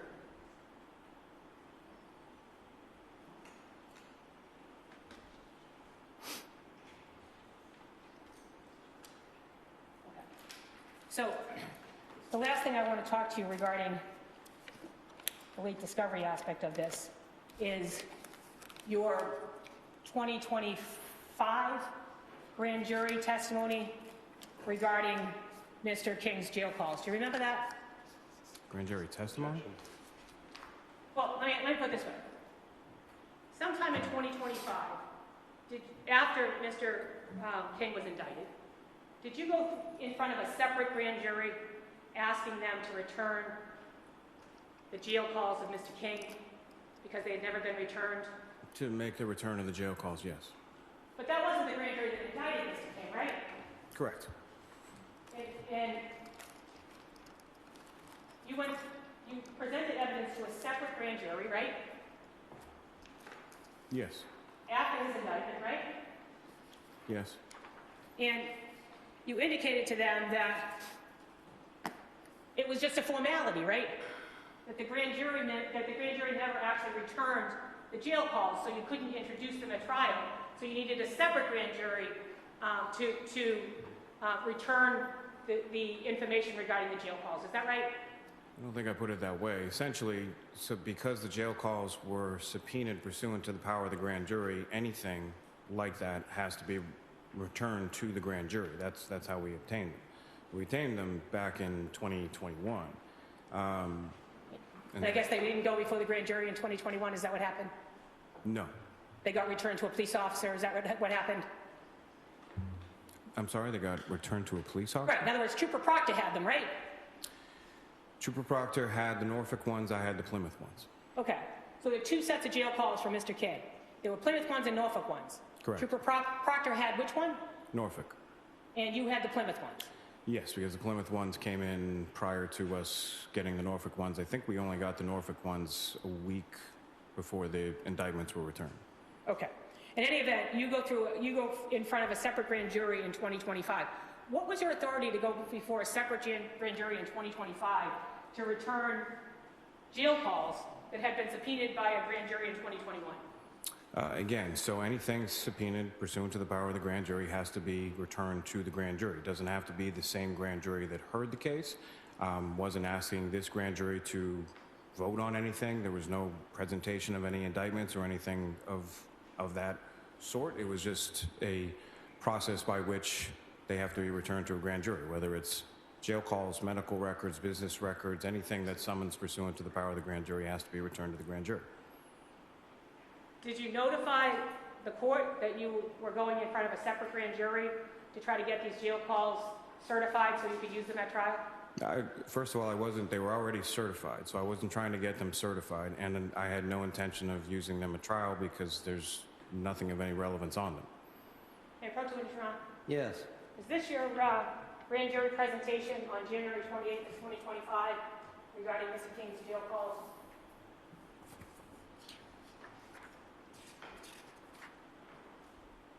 Yes, those are the minutes. Judge, I move to introduce those. Okay, without objection, Exhibit 6. No objection. I may move to impound those afterwards because they're grand jury minutes. Doesn't matter if you're in public, Judge. I don't have any. I move to impound. Is That there, particular exhibit. there's no testimony, right? It's just ADA Lally telling the grand jurors that he needs them to return these jail calls because he needs them to be able to introduce them at trial. That's all it says, Judge. What's the reason for impoundment? I didn't ask. I'll file a motion. She can move on right now. I'm sorry? Council can move forward. I'll file a motion. All right, Exhibit 6 will be admitted. So, thank you, Your Honor. So do you know whether or not Trooper Proctor ever had access to Mr. King's jail calls from Plymouth County? I don't. I'm sorry? I don't know if he did or he didn't. Okay. Did you ever review in the course of the discovery before you disclosed them to me, Trooper Proctor's notes? I'm sorry? Trooper Proctor's notes, his handwritten notes. Did you ever review Notes that? with regard to the Plymouth jail calls or Yes. something else? These are the jail calls, Judge. Okay.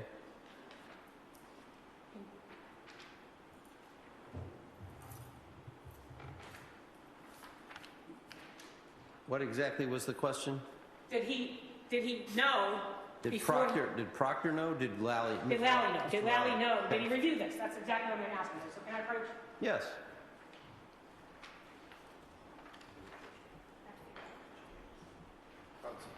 Your Honor, may we have a second? Council's reviewing it. Sure. I'm sorry, say that. ADA Hickley's reviewing it for a second before she asks a question. Thank you.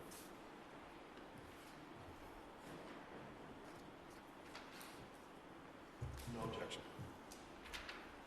Do you need it? That's our copy if you want. Thank you very much. Sure. Did you have a chance to review that, Attorney Lally?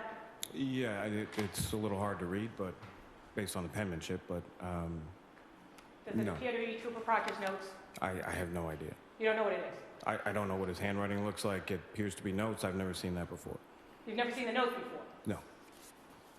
So during the time period that you represented the Commonwealth, you didn't know that Trooper Proctor had notes of listening to jail calls from Mr. King before there was a return on those in front of a grand jury? No, I didn't. Okay.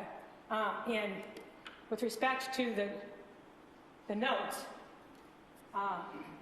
do you see anywhere in these notes references to Mr. King's social media accounts with passwords?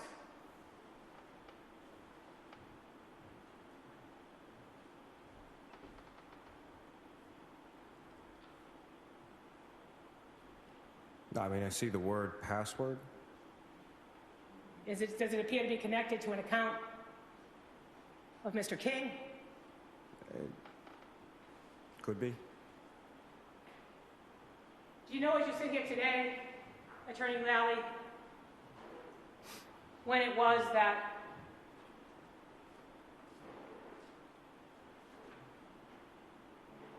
the prosecution became aware of Mr. King's passwords and usernames for social media? Do I know? No. Do you not? I'm sorry, I couldn't hear you. Sure. Do you know, as you sit here today, when the Commonwealth became aware that somebody in the police department had access to the jail calls and was taking note of Mr. King's social media accounts, usernames, and passwords? Objection, just 2 questions there. Fair enough. Can you break it down? Sure. Do you know whether or not anyone from the Commonwealth understood that a police officer was listening to Mr. King's jail calls and being apprised of Mr. King's social media accounts? Do you know that? I don't know anything about that, no. And also being apprised of usernames and passwords for Mr. King, because he was talking about them on a recorded line from a jail, right? And that's what you're saying? Do I know anything about that? No. So did any officer ever tell you that they were listening to the jail calls of Mr. King before there was ever even a return on Mr. King's phone calls? So there was a separate trooper, Gendron, who listened to the bulk of the Norfolk calls prior to the return of the grand jury. And what about the Plymouth calls? The Plymouth calls, I had listened to the entirety of those 170 calls. I'm sorry? I listened to the 170 calls from Plymouth. And when you listened to the 170 calls, there wasn't any information that was inculpatory to Mr. King, is that right? Inculpatory, exculpatory, really anything relevant. Okay. And in terms of, what was that exhibit? Just want to make sure with the number. Are you looking to introduce I these am. notes? All right, we'll take them and mark them without objection, is that right? Okay, Exhibit 7 will be the notes. I might need somebody else's copy because mine has highlights on it and I don't want to introduce the highlights. Thank you. Trace the pictures at 429. This is the Bates here at 429, that's correct. Exhibit 7 somewhere. Now, Attorney Scapiccio, how much more do you have? I was just getting into, and I was going to ask the court for permission to get into some of the text, emails, and voicemails of Trooper Proctor with this witness, Judge. Okay. Okay, Mr. Lally, I'll just remind you you're still under. Okay? Yes. May I, Your Honor? You may. I was going over my notes at break, Judge. There is one more additional Go ahead. exhibit that I want to introduce before we move on to the Proctor materials, and that is, I think I provided the court this morning hard copy of the transcripts of the individual hearings in this case that we had transcribed. I've provided a copy of it to the district attorney's office, and I just want to move to introduce them, Judge, if I could. You want to introduce all the various prior transcripts of hearings? Yes. It's about 3 inches of paper. I left it all in my office. Maybe it's 2 inches of paper, I don't know. There's also an electronic copy. The court asked me to give a paper copy so we have something to file. Yeah, great. I can provide another paper copy. No. I have it in my office. I mean, it's not like I've highlighted them. They're sitting there. They should be on the round table in my office, Tim. Thank you. It's, they're all transcripts. I just have Okay. a few questions about those transcripts, Judge, and then I'll move on to the Okay, project. we'll see if we can get them in. Why don't you go on and we can Sure. come back to this. So, Attorney Lally, it's fair to say we had a number of discovery conferences in this case, is that right? A few, yes. Okay. And do you remember at various times during discovery representing to the court that discovery was either complete or almost complete? I don't believe I represented it was complete, but almost complete would be accurate at different times, yeah. Okay. And when you said discovery was almost complete back in 2020, it was 2, was that based on your understanding that you had everything that the Milton Police had and everything that the state police had because you were relying on them to give it to you? Objection. I do think we've covered it, but I'll give you a little leeway.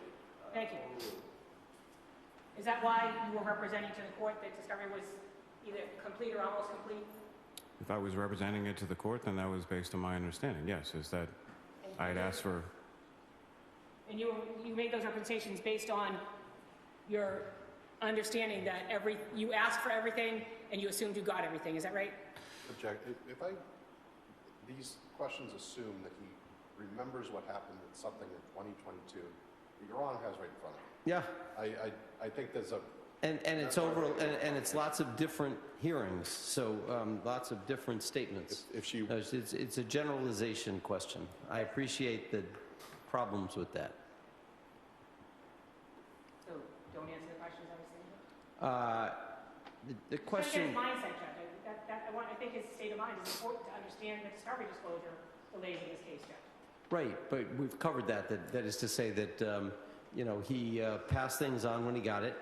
He was relying on others to review the files in Milton and the state police. And if he noticed something was missing, he would ask them, but, basically he was relying on them to give him everything that they had. So I get that picture. Fine, Your Honor, I'll move on. So the next set of questions, Judge, has to do with the Proctor audios, the Proctor texts, and the Proctor photos and emails. I just want to alert the court, and I'm sure you already know, that some of this information is pretty offensive to the Black and Brown community.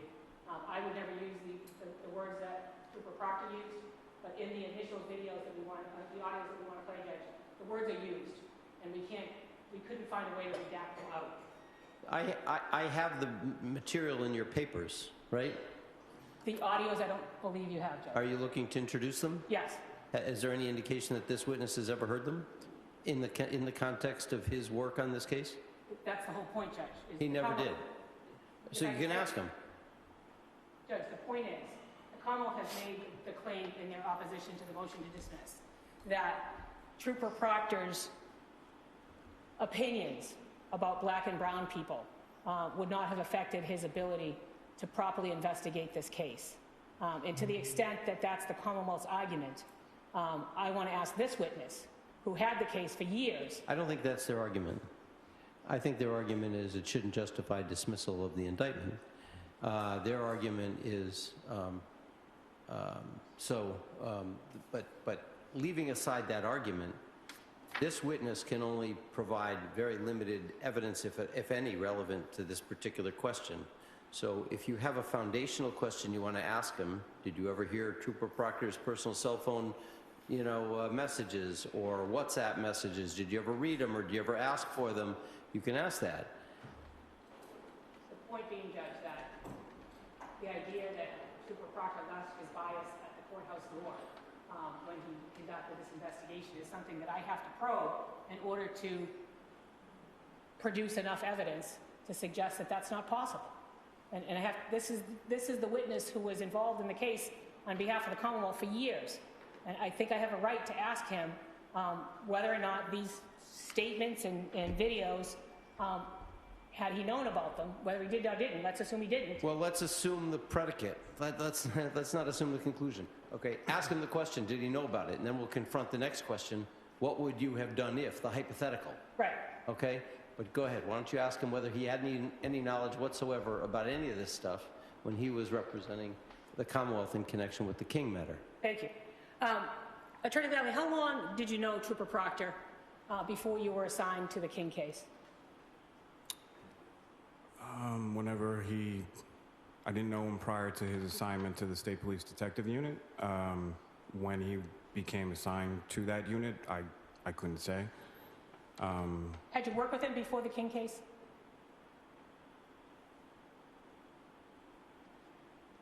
I don't believe, I mean, not on a case, no. Would you work with him on something that wasn't a case? No, what I'm saying is there could have been a situation where I spoke with him in regard to a call from the organ bank or some issue with the medical examiner's office or some unattended death that wasn't a case or something like that. But as far as working with him on a case, I believe Mr. King's case would be the first. Okay. And how often would you say you had interaction with former Trooper Proctor? In relation to this case, Yes. you know, as in relation to this case would be whatever days there were for grand jury, court dates if he was needed, but, you know, might talk to him before or after a court date in regard to whatever was discussed as far as discovery, things of that nature, but that's pretty much it. Were you aware of any of the biases in racist beliefs held by Trooper Proctor when he was investigating the King case? No, that was never communicated to me or in front of me or anywhere near me. And had you been aware of Trooper Proctor's biases and racism, would you allow him to continue to work on Mr. King's case? So I think that assumes that that's my decision. What I would have done is alerted both my supervisors, his supervisors, and made a strong recommendation that he not continue. You would continue to work with Trooper Proctor after he called black and brown people animals? That is absolutely not what I just said. Okay. What I said is I don't determine who the state police assigns as a case officer to a case. What I would do, based on the abhorrent nature of those communications as I understand them, would be to alert both my supervisors within the DA's office, his supervisors within the state police, and strongly recommend that he not have anything to do with the King case or any other case. Why is that? Based on the nature of my understanding of what's contained, I haven't seen or heard them personally, but it's utterly unacceptable. Do you believe that Trooper Proctor's opinions of black and brown people dehumanize them? I don't see how you could see it any other way.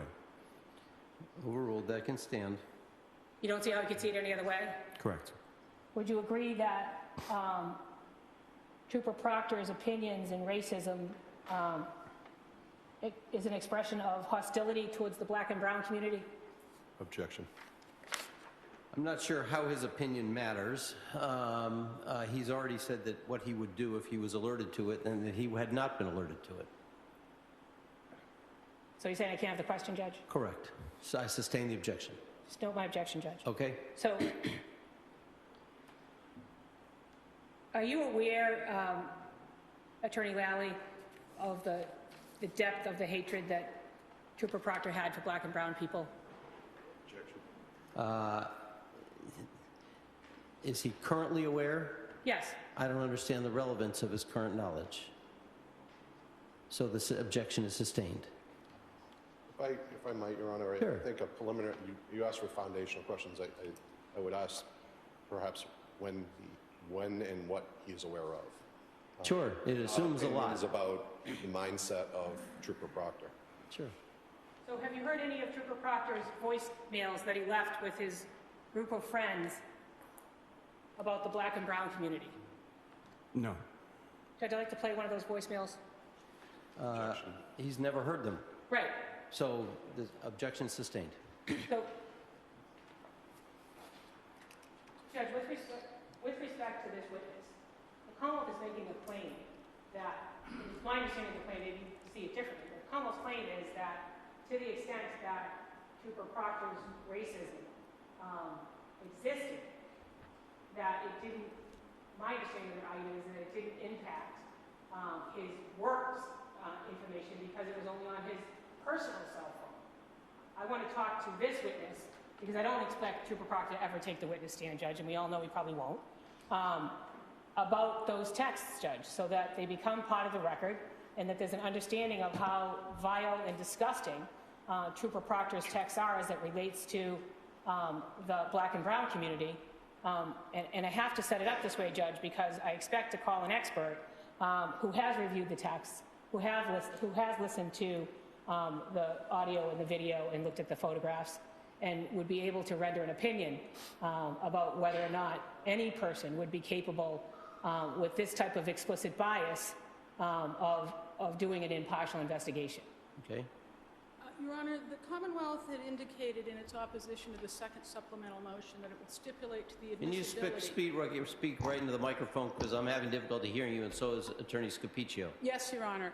Your Honor, the Commonwealth would stipulate to the admissibility of the productions of materials from Mr. Proctor's phone that were provided to defense counsel. I know defense had filed a copy of the thumb drive with the court, I believe, when the motion was filed, and the Commonwealth previously indicated it seems that this is important material for the court to look at, and rather than going through a chain of custody witnesses, I would suggest the parties could stipulate that the court could have that thumb drive with the two productions of materials the counsel was referring to review. Okay. That's fine, Judge, but are you saying that I can't go through them with this witness or any other witness? Well, if they've seen them, and if they had a choice about whether they were going to be turned over or something like that, if they knew about them in advance, that's one thing. But to ask somebody their opinion about text messages that they never had privy to when they were working on the case, in all due respect to Mr. Lally, I can look at them, and I'm not sure what his opinion now about them is going to add. And so he's not being offered as an expert on the effect of racist communications on somebody's work product, and so I think you've gotten from him everything that you can get from him. So, Judge, there are... You have the thumb drive? We can admit it. I don't have the actual thumb drive, Judge. The thumb drive is actually part of the record here. What I'm trying to do is point you in a certain direction of photos, emails, and texts that I expect my expert is going to talk about. I don't know if you want me to wait until my expert takes the stand, or whether or not you want me to introduce them now, Judge. No, you don't have to introduce them now. You don't ever have to introduce them. It's totally up to you. But I don't think this is the witness to question about them. All right, so if you have any, do you have any other questions for this witness relating to the transcripts? No, Judge.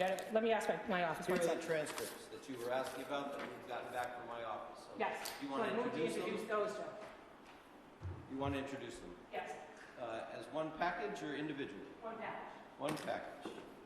Any objection? No, Your Honor.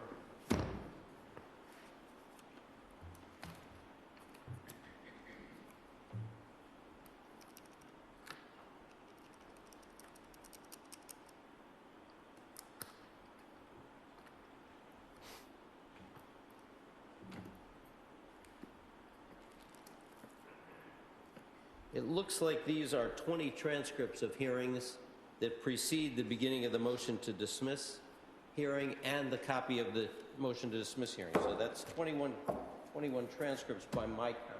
Yes, Judge. I think the last one is day one of the motion to suppress hearing, motion to dismiss hearing.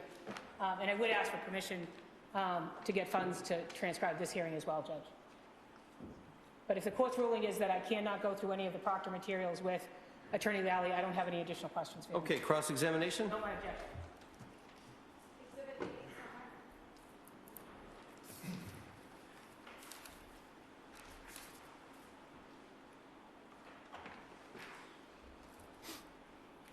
May I have a moment? Sure.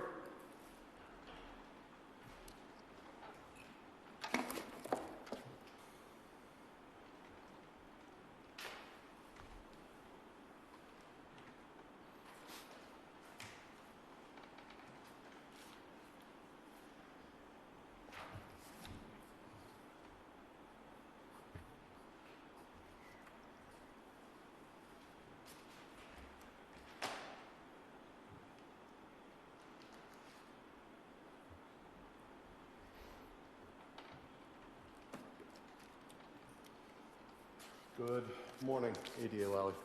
Morning, sir. Wanted to start with the arraignment through the indictment, and I'm just going to mark this first. Should have done this while I was up. This matter started in Quincy District Court, correct? Correct. Mark, this is the next exhibit, exhibit number 9. It's the docket 2156, CR 1848. I don't need it to be published to read out, but it's There's no objection to Exhibit 9? No, I hope there's no objection, Judge. Very good. Okay. Who was the defendant's first attorney? I believe it was Attorney John Geary. Okay.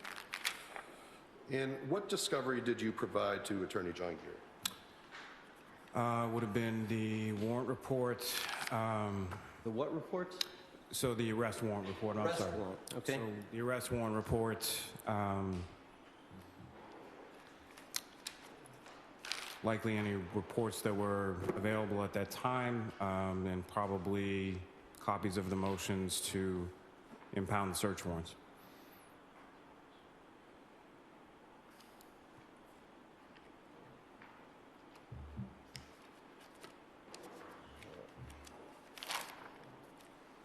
Your Honor, may I approach with the number of Sure. exhibits here?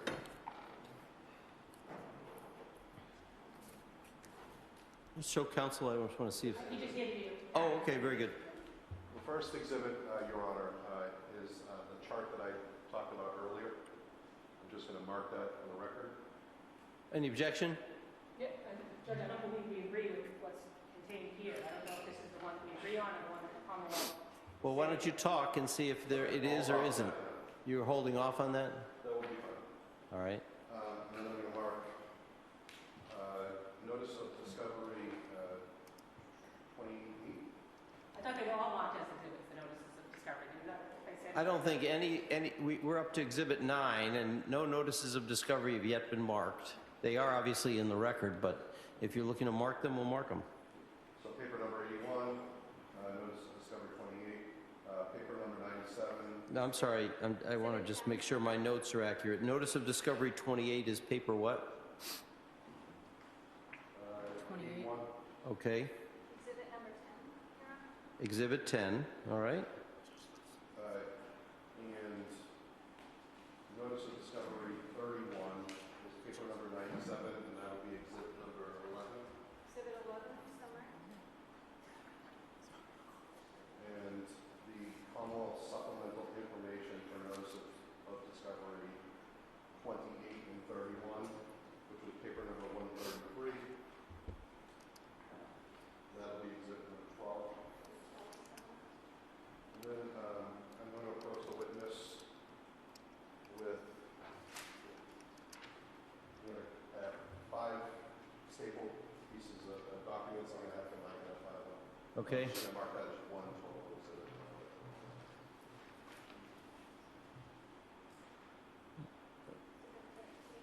All right, we'll see if the 5 pages come in.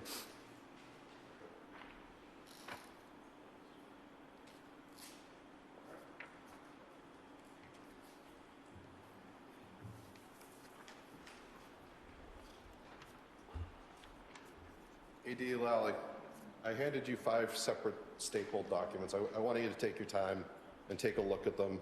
I know they're 5 years old.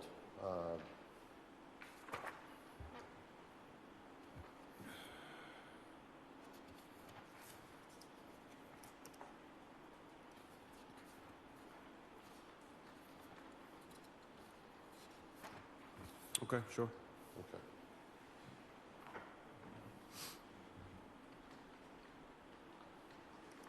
First one, AD Lally, it's a custody report from Milton Police. What is that? It is a custody report from Milton Police in relation to, and I'm sorry, I'm just looking for the date. So this is an arrest date of April of 2019, so this would have been the gun case that Mr. King had pending when the homicide occurred. Judge, I don't know how this is relevant to the discovery that they disclosed in this case. It's a completely separate case. I don't yet know either. We haven't moved its admission yet. I don't know. Go ahead. Have you seen this before? Yes. Was this provided to Attorney Geary? Yes, everything to do with both cases. I believe he was appointed on both cases. So everything was provided to Mr. Geary, as well as a third case. Okay. If we could just explain that to the court, what do you mean by both cases? So at the time that the homicide occurred, there was a active case in the Quincy District Court for stolen motor vehicle and a firearm. And I believe the defendant had an as-yet unarraigned motor vehicle offense, suspended registration, something of that effect. Who represented him on those cases? So Mr. Geary was appointed to, I believe, all three matters, represented him up until, I'm not sure exactly when Ms. Capiccio came in, but it was sometime shortly prior to arraignment in this court. In this custody report, the first stapled document, you provided that to Attorney Geary? Yes. How do you know that? Because I specifically recall the arraignment date in Quincy District Court. I copied everything that was in all three of the files and gave it to Mr. Geary. The second document here, it's dated April 3rd, 2019, Milton Police Department Court, incident number 2019-3342. What do you recognize that to be? Okay, so this is the two separate narrative reports in relation to the firearm case. And again, did you provide that to Attorney Geary? Yes. And how do you know that? Again, I copied everything in the file that day. I believe there was even ballistics and DNA that had been done on that case at that point already.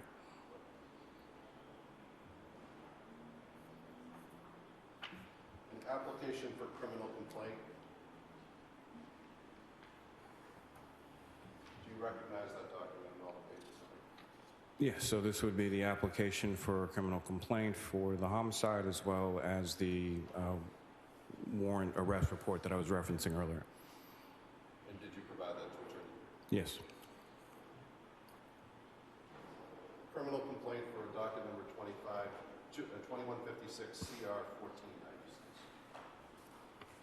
Okay, so this document would be the complaint, application for complaint, and narrative report in relation to the motor vehicle offense that I was referencing before, which appears to be a possession of a false or stolen RMV document, misuse of a numbered plate, and window obstruction. And did you provide that to Attorney Geary? Yes. And this final document, two citations, what do you recognize that to be? Again, so those would be the citations associated with the docket you just handed me on the motor vehicle offense, and yes, I provided it to Attorney Geary.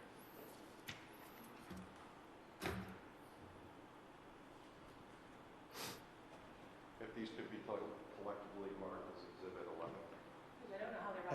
I think we're up to 13. These are pre-indictment disclosures by this witness. This is a matter of housekeeping.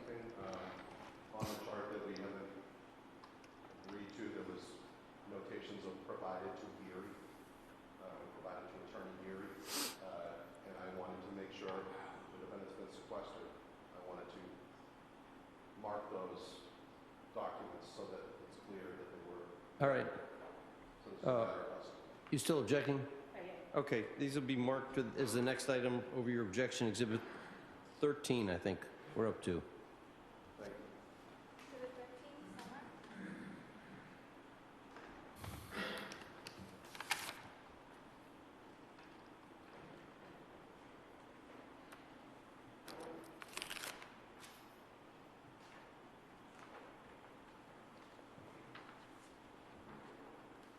Handing you what's what it is, paper number 3, notice of discovery 1. Yes. And this is your notice of discovery you filed? Yes. May it be marked as Exhibit number 14? No objection, Judge. Okay, Exhibit 14.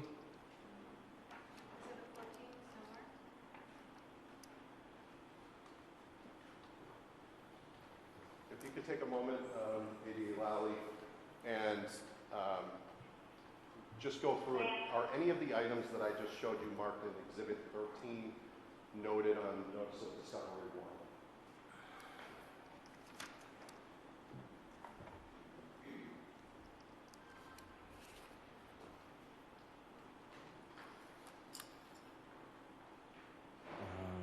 Yes, I believe so. Where so? Item number 22.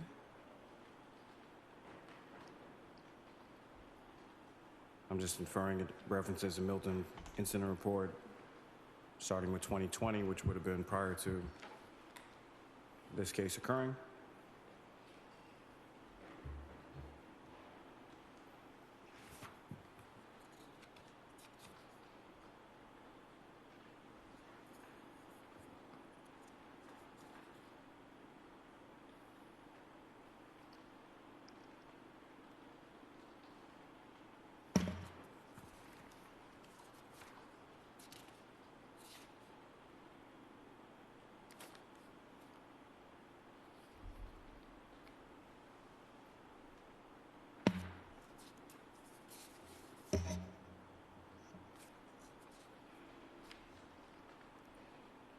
I don't.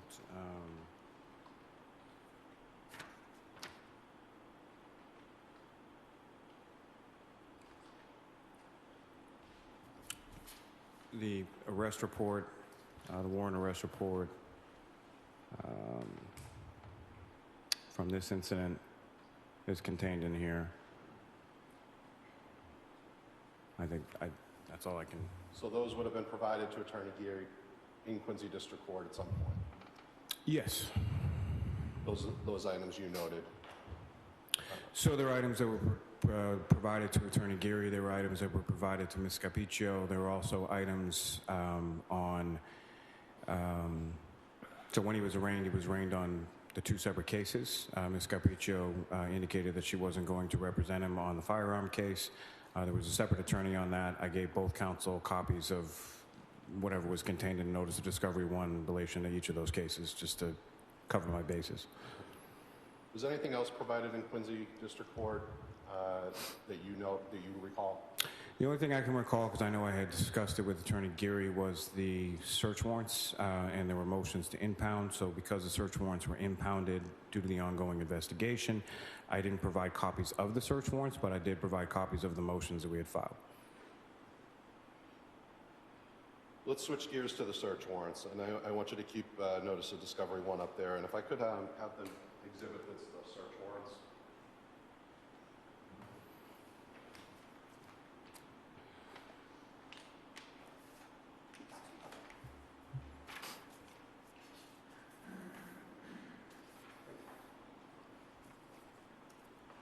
We talking about exhibits 2 or 3? I'm going to start with 2. Okay.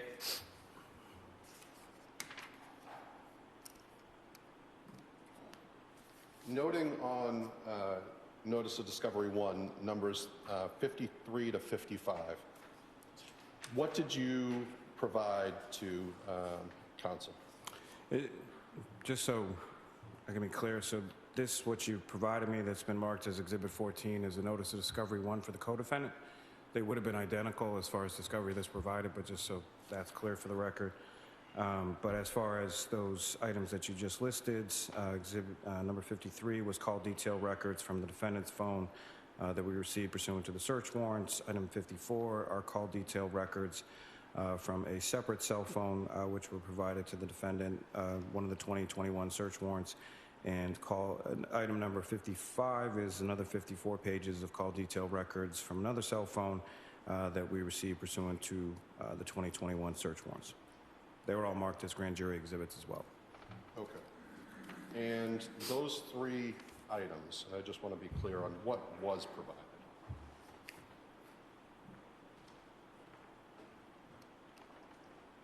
I'm handing you what's been marked as Exhibit 2. Mm-hmm. I want to go through this slowly for the board. So let's start with 53 Okay. on Discovery Notice 1. Mm-hmm. What is that reference? 53 is a certified copy of T-Mobile call detail records for a specific phone number that ends in 6961. And whose number is that? The defendant's. Do you know what search warrant that was in reference to? I believe the first search warrant, 303, was for a ping, so that wouldn't be that. It would probably be the second search warrant, which was for the call detail records of the defendant. So 306, I want to say. You want to take a look and just confirm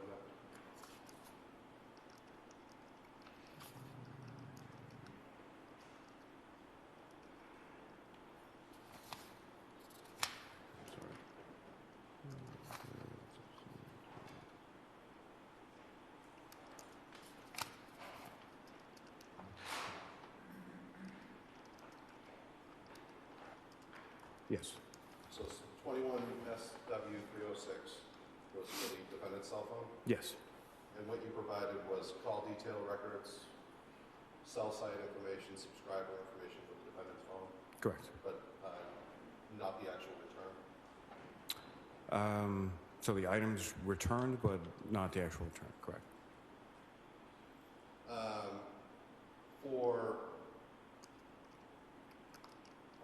Sorry, the return said that there was no return. If you could look at the circle.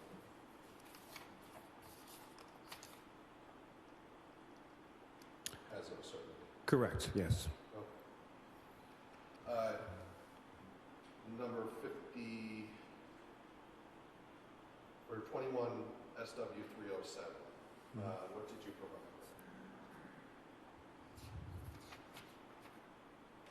If you could look at the notice of discovery. Oh, I'm sorry. I'm just looking for the phone number associated with this one. I'm sorry. Search warrant 307, that ends in 307, that relates to what cell phone number? That's what I was looking for, Your Honor. Okay. It's a number that ends in 5962. 5962. And Off the top of my head, no. I suggested it was the victim's phone. Would you, I would agree with that, yes. what did you provide with respect to 307? So with respect to 307, it would have been all of the call detail records. That's what's listed as item number 54 on Notice of Discovery 1. There was also, the phone was actually recovered from Mr. Simmons' property at the Boston Medical Center, and an extraction was done on Mr. Simmons' phone. All of that was provided to counsel as well. What did you provide with respect to 21 SW 329? Let's start with this. Who is 21 SW 329? Take a moment to look at Exhibit 2. So this, I would say, was the call detail records for Mr. Jeanette. Who's Mr. Jeanette? So Mr. Jeanette was a person of interest early on in the investigation. As I indicated, there were two individuals that were sort of monitored on surveillance camera from the defendant's mother's barbershop on Columbus Ave all the way up to pulling onto Belvoir Road where the homicide took place. The vehicle that the defendant was in was a distinctive black Mercedes with main plates. It turns onto Belvoir Road, I would say, about 20 seconds or so prior to the victim, Mr. Simmons, turning onto Belvoir Road on his scooter. That was observed on a Ring camera. And throughout that, there's a second individual who's present with Mr. King, according to video and recipient witnesses. It was believed at the time that Mr. Jeanette might have been that other person, as there was a relative of his who was the registered owner of the plates that were fixed to the vehicle. From the call detail records, we were able to ascertain that he was, at least his phone was not in the area of the shooting at the time that it occurred. What did you provide counsel on Notice of Discovery 1 with respect to 21 SW 321? So it would have been the call detail records that were obtained pursuant to the warrants. I believe there was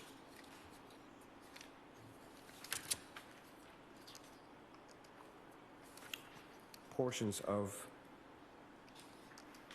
a couple of the search warrants affidavit related to, so yes, I'm sorry, number 24, copy of search warrant. That would be for Mr. Jeanette's. That's item number 24. I could point you to numbers 53 through 55. Sure. What did you provide with respect to 21 SW 321? So that would be the copy of certified copy of T-Mobile call detail records for number ending in 0134. Sure.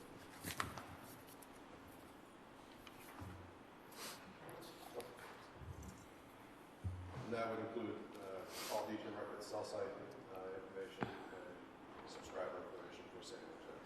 Correct.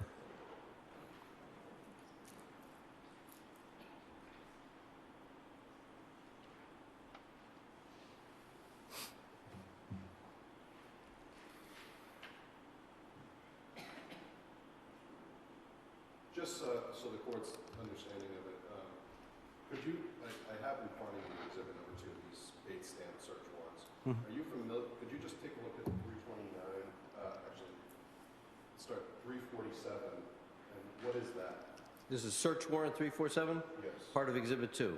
Yes. Do you know what that is? Take your time to read it. Yes, so 347 and 348 were anticipatory search warrants that were applied for to search the defendant's phone had it ever been recovered, which it wasn't. Okay, let's slow that down. So what's Sure. the anticipated search warrant? So the arrest warrant for the defendant was still outstanding.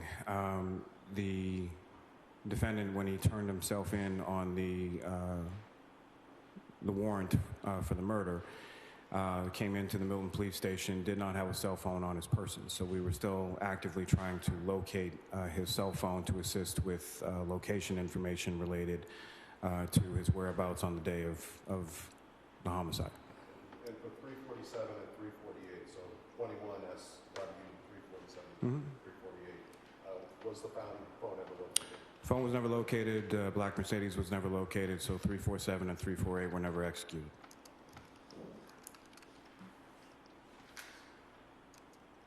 I want you to take a look at these search warrants again. Okay. Counsel asked you why, counsel mentioned the search warrants. Mhm. What was provided to counsel from the search warrant ceremony? And take your time with this, it's important. Exhibit 2. To the best of your knowledge in looking at Discovery Notice 1, what was provided to counsel? So in relation to any information pertaining to the search warrants, or? What pieces of it?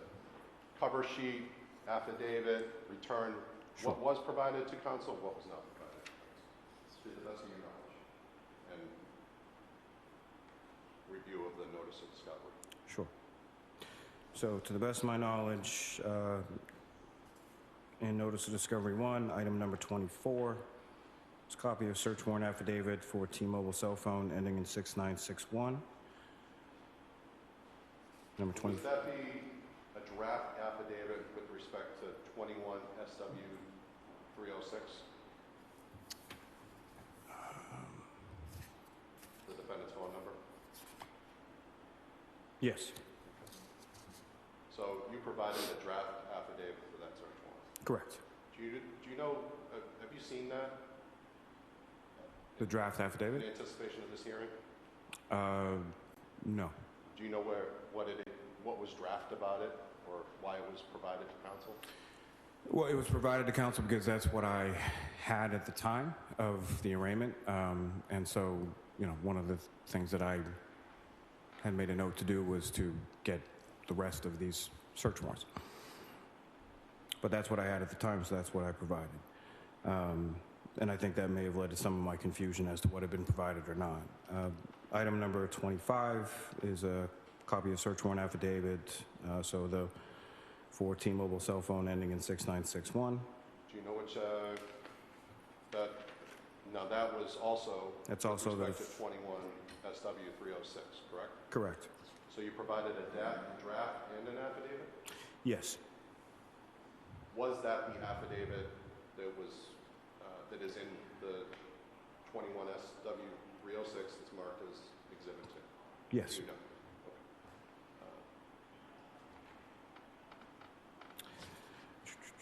We talked about 53 to 55. Were those also grand jury exhibits? They were. Okay. And what are those call detail records? I'm sorry, what are they? Yeah. So they're records that we received from a cell phone service provider indicating different data sets related to a mobile phone as far as longitude, latitude, location, calls, text, duration, things of that nature. So it's not an extraction of the phone itself, it's more of just a record of the phone's activity.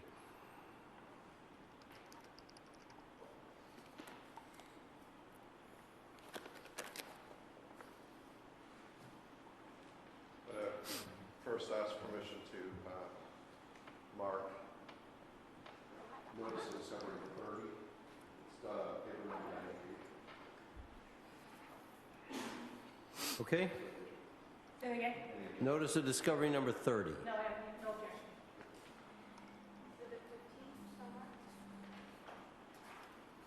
Did we mark the 5 stapled documents as 13? Oh, this is 15. Okay. Okay, good, thanks. I've handed you 3 packets. ADA Lally, what are those to you?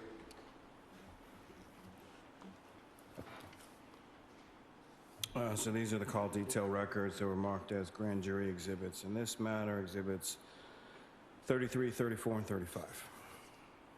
Are those the items identified in Notice of Discovery, lines 53 to 45? Correct. Notice of discovery 1. Lines 53. So this is just a reproduction of the same things that were produced in 1? Is that right, That's Mr. Lally? Yes. Okay. If these could be marked sequentially.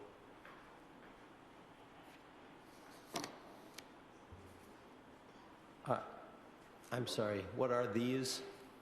The CDRs that you just identified as lines 53 to 55. Or 33 to 35 in the grand jury? Yes. Okay. This witness saying it has an actual memory today that these are the things that you put in front of the grand jury? Is that what he's saying? I don't know what the question is. He's just asking them to be marked sequentially. Is there any objection to marking them? I don't know what the relevance is, I guess. I don't know the relevance either. There's 2 points of relevance. One, these are CDRs for the phones of these search warrants that that some of the search warrants were not provided to council time. So there's notice, so there's no surprise as to what was provided as the existence of these returns. The fruits of the warrants were produced. Correct. Okay, The but other relevance I think is- we've established that already. I'm not sure why we're putting the CDRs in. I'm not going to look at the CDRs, right? The other relevance is housekeeping. These are the bait stamped items that go to Discovery Notice 30 that ADA Hickman provided in 2025. So this was not new. This was just provided in an abundance of caution by ADA. Okay. So there's 2 points of relevance. According to them, yeah. Is there a disagreement about that? There is. That you, Disagreement about whether or not Mr. Lally's discovery notices are actually reliable. And I have emails back and forth. that's not the question. The question is whether these were previously produced, whether produced as part of notice of discovery 1. Either they were or they weren't. Do you say that they weren't produced? Some of them were not. No.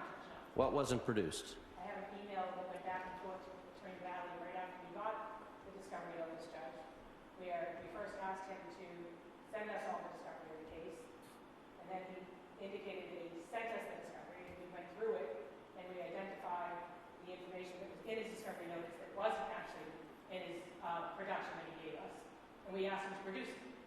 So the question is, which of these 3 documents were not produced, or what part of I it? don't know if he has a specific memory. My understanding from speaking to Attorney Hickman is that he has no memory of what he turned over. He kept no notes of what he turned over. And now he's sitting on the stand saying, these are the documents I turned over. And I have an email saying, wait, these are the things that you say you turned over, but you didn't turn over any of these. So we're on. That's where we are, Judge. Ask a couple more questions. You can mark those 3 as the next sequential items.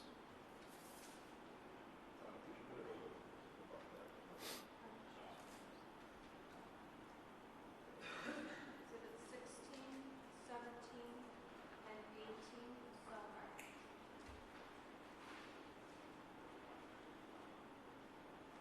Do those relate to particular vendors? Excuse me? They relate to particular phone numbers or particular cell phone providers? Well, let's just identify them for the record. Sure. Exhibit 16 relates to what? Exhibit 16 relates to 781-308-6961. 6961, okay? Exhibit 17 is 617. Just the last 4 digits is all we need. 5962. 5962, okay? And 18? 0134. 0134, okay. With respect to these exhibits, ADA Lally, what's significant about these that you recall?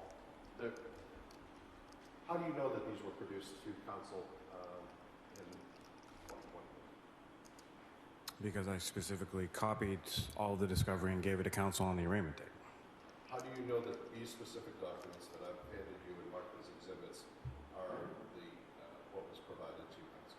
Because it's noted within the notice of discovery, but it's also, I copied the entire file and gave it to Ms. Capiccio on the date of arraignment in Superior Court. And if I could point you to the bottom right-hand corner of all three of those documents. What is on the bottom right-hand corner of all those documents? It's a copy of the grand jury sticker that's affixed to the originals that are in, presumably still within our file. So these are the true and accurate copies of the grand jury exhibits. Correct. Thank you, Brian.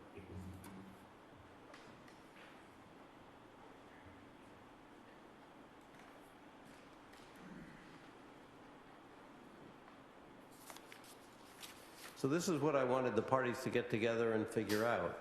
Is it your contention, Attorney Scapiccio, that these exhibits, these grand jury exhibits were not produced? Some of them were not produced, Judge, yeah. Which of these three were not produced? I don't know what he introduced, Judge, so I can't tell you right now. I'll have to look at it after today and respond to the court. Okay. In terms of my communication with Attorney Lally, every single solitary time. No. I don't want generalization. I just want a simple answer to my question. I don't know. The answer is I don't know. You don't know. I didn't know they were All going to right. introduce these things. You don't know. I'm happy to look through them and let the court know, but I don't know as I sit here today. Well, you went through all the notices of discovery, right? And including the new, the more recent ones, and you were going to make a comparison as to whether you had them or you didn't have them. You did. Okay, so there's some sort of a list that you came up with. Can you look at that list and see if you got these three documents? I'm happy to do that. Let's look at it. I do have what. I'm trying to figure out what we're fighting about and what we're not really fighting about. So this is last, I printed this. What Nicole sent me from the last draft. And this is the draft one. Well, I know that is the draft that we agreed That's what I was after our looking last hearing, correct? Which you guys went through, and that is what I copied the. Hold on, I'll get your papers.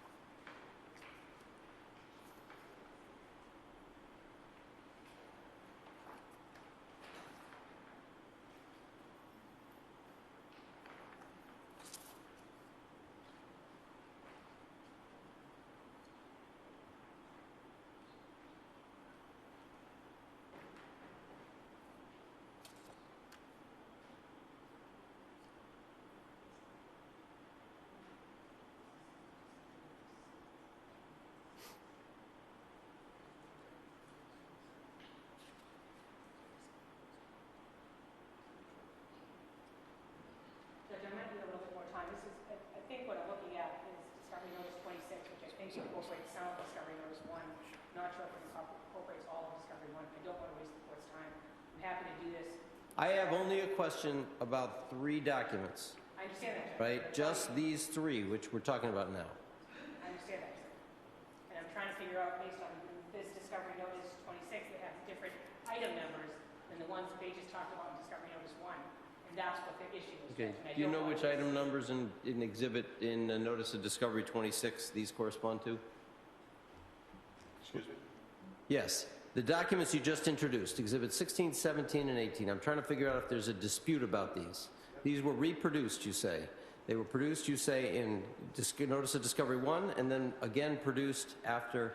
Notice of Discovery 30. Oh, Notice of Discovery 30. Okay, which item in Notice of Discovery 30 do they correspond to? Go ahead. Number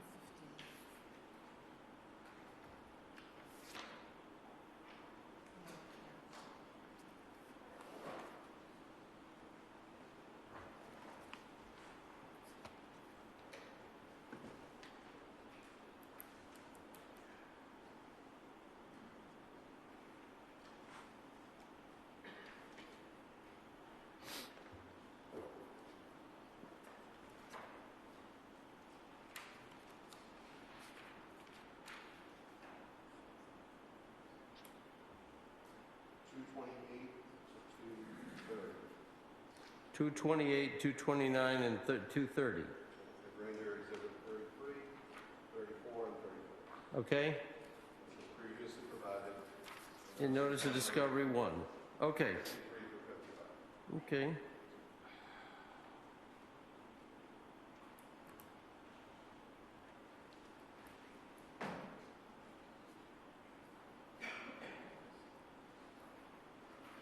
There's the issue that I'm having, I guess, is mine goes from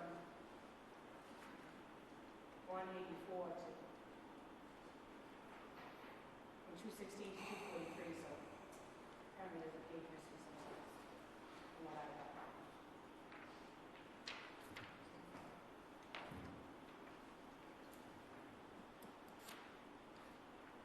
I don't think it's the same document that we're talking about, I'm not sure, but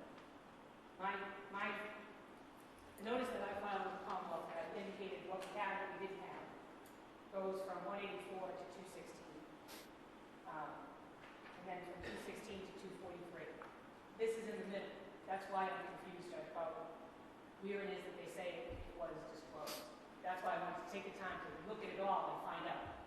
This doesn't include everything that they're talking about here, Judge, in the same numerical order. That's the problem. 228, 229, and 230 in Notice of Discovery 30 is what we're talking about. Right. That's the reproduction of these same documents according to the Commonwealth. I understand what the position is, Judge, but I'm telling you, the chart that I have in front of me, that I'm trying to make a determination for, goes from 216 to 243. The 220s aren't on this chart, and that's the concern that I have. Does your co-counsel have the missing page? Yeah, I mean, that is the document that we received from Attorney Skakisha from her office. Yeah, no, it's her document, yeah. It is her I'm saying document. it's missing the page. Yeah. That's the concern. Does your Now we will find out. your co-counsel have the relevant page?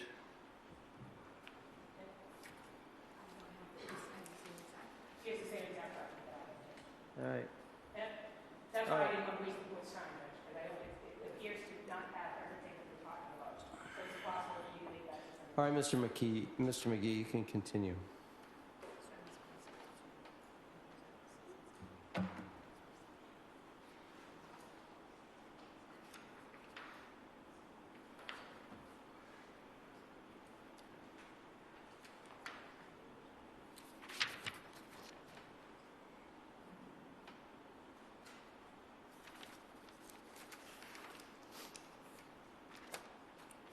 Pointing you back to Notice of Discovery 1, there was a CSLI, so 27 and 60 on Notice of Discovery 1. What is that?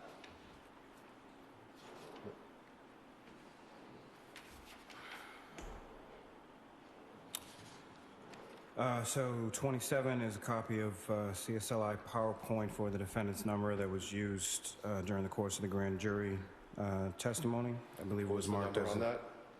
27. What was the grand jury exhibit number? I don't recall. It would have been around the same as Okay. 33 It's through not noted. 35. And 60? So I'm sorry. Item number 60 lists copy of grand jury exhibit number 44, PowerPoint of CSLI data from the same number as the defendant's. Okay. Are those the same thing? 27 and 60? If you know. No. I don't believe so, because one is 7 pages, one is 8 pages. Do you know why you would have provided 2? No, the only thing, I haven't looked through the entire notice of discovery. There was a ranging data PowerPoint, but I see that listed as item number 28. So I don't recall that.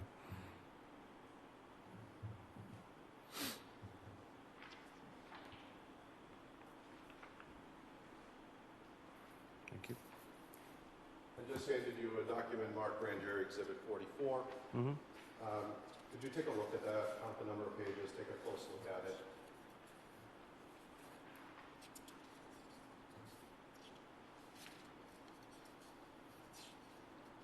Okay. 8 pages in length. What do you believe that to be?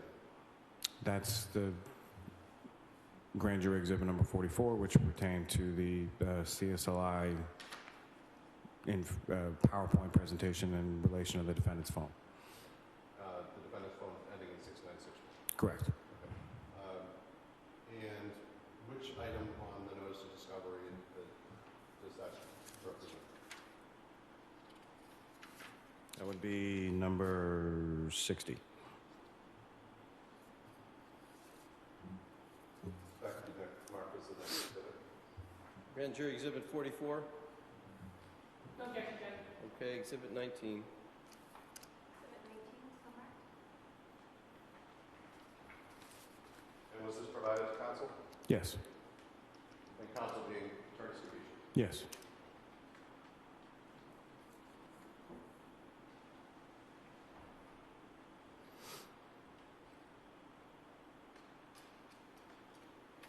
Notice of discovery number 28. What was that? 28 is the ranging data PowerPoint for the same number ending in 6961. I'm sorry, this is Notice of Discovery 1, Item 28? Yes. What was that, ADA law? So again, that was a PowerPoint related to the ranging data, which is a different type of data relating to the movement of the defendant's phone. And how was that prepared? How is that prepared? How do you create a, if you know, how does ranging data end up on a PowerPoint? So what you're essentially doing is taking the longitude and latitude points from the call detail records received pursuant to the search warrants, and then you're plotting them on a Google Earth image as far as where they would be geographically. And so for this one, this came from records produced by T-Mobile in response to search warrant 21 SW306. Correct. And that was provided to defense counsel Yes. in December of 2021, Correct. or thereabouts. Notice of discovery number 1, line number 30. So that is a copy of an Excel sheet of calls, sort of isolated from the call detail records, calls between the defendant and his girlfriend, or the co-defendant, Ms. Gardner. Okay. And if you know, how is that what does that Excel sheet of calls, how was that created, or what is it created from? Essentially, what we were looking for there was calls between the two numbers around the time of the homicide and immediately after, as Ms. Gardner was charged with an accessory after the fact, to show that there were communication between the two phones. So it was taking all of the call detail records and then excising out just calls between those two numbers. Okay. And by excising out, you excise out, or not you, but somebody excised those those from call detail records produced by T-Mobile in response to search warrant 21 SW306. Correct. Do you know who that someone was? Lieutenant Tully. Okay. And would that same Lieutenant Tully have prepared the ranging data PowerPoint that was number 28 on discovery number 1? The ranging data as well as the CSLI, yes. Okay. And all of this was provided to counsel in December of 21? At the defendant's arraignment, yes. Did you keep copies of these These, the ranging data PowerPoints Yes, or and the Excel spreadsheet? yes. They were grand jury exhibits, so yes.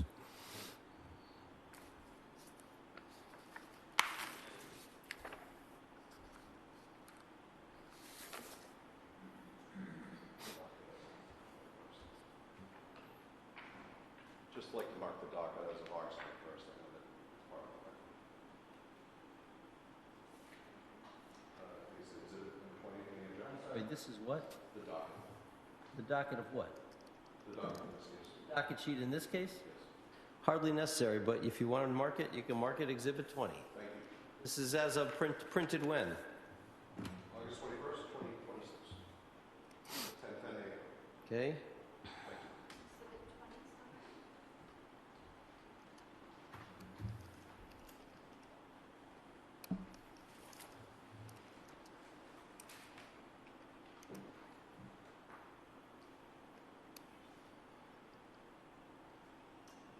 ADA Lally, could you take a quick look through there and just the number of days you were in court? The total number of dates I was in court? You want him to add them up? I'd ask him to review it.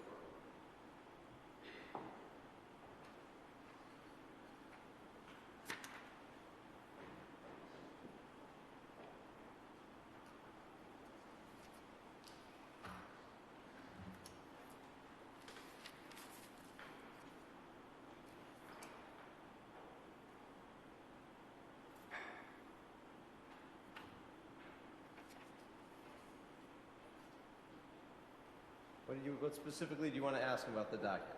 Couple of things I want to ask him here. Go ahead. ADA Lally, would you look at grand jury exhibits 33, 34, 35 marked as exhibits 16, 17, and 18 for this hearing? I put your attention to the last few pages of those, and then I'll ask you a few questions. Let's start with exhibit 16. What's the question? As part of those grand jury exhibits that were provided to council, what portion of those search warrants were provided to council? So there's the copy of the warrant itself for Search warrant. for 21306, and the addendum A for 21306 is attached as well. Not the affidavit. No.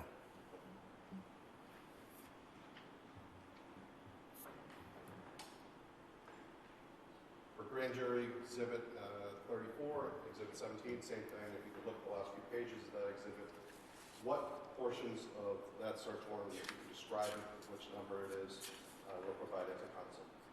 Sure. So for exhibit 17, which was grand jury exhibit 34, it's a copy of search warrant 307. And again, addendum A for 21307. And no affidavit was provided to council Correct. in December of 2020. Correct.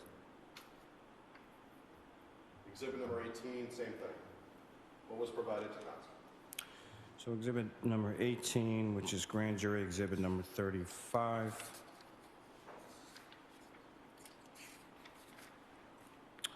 It's a copy of search warrant 329 and a copy of addendum A to search warrant 329. So not the affidavit for 329. Correct.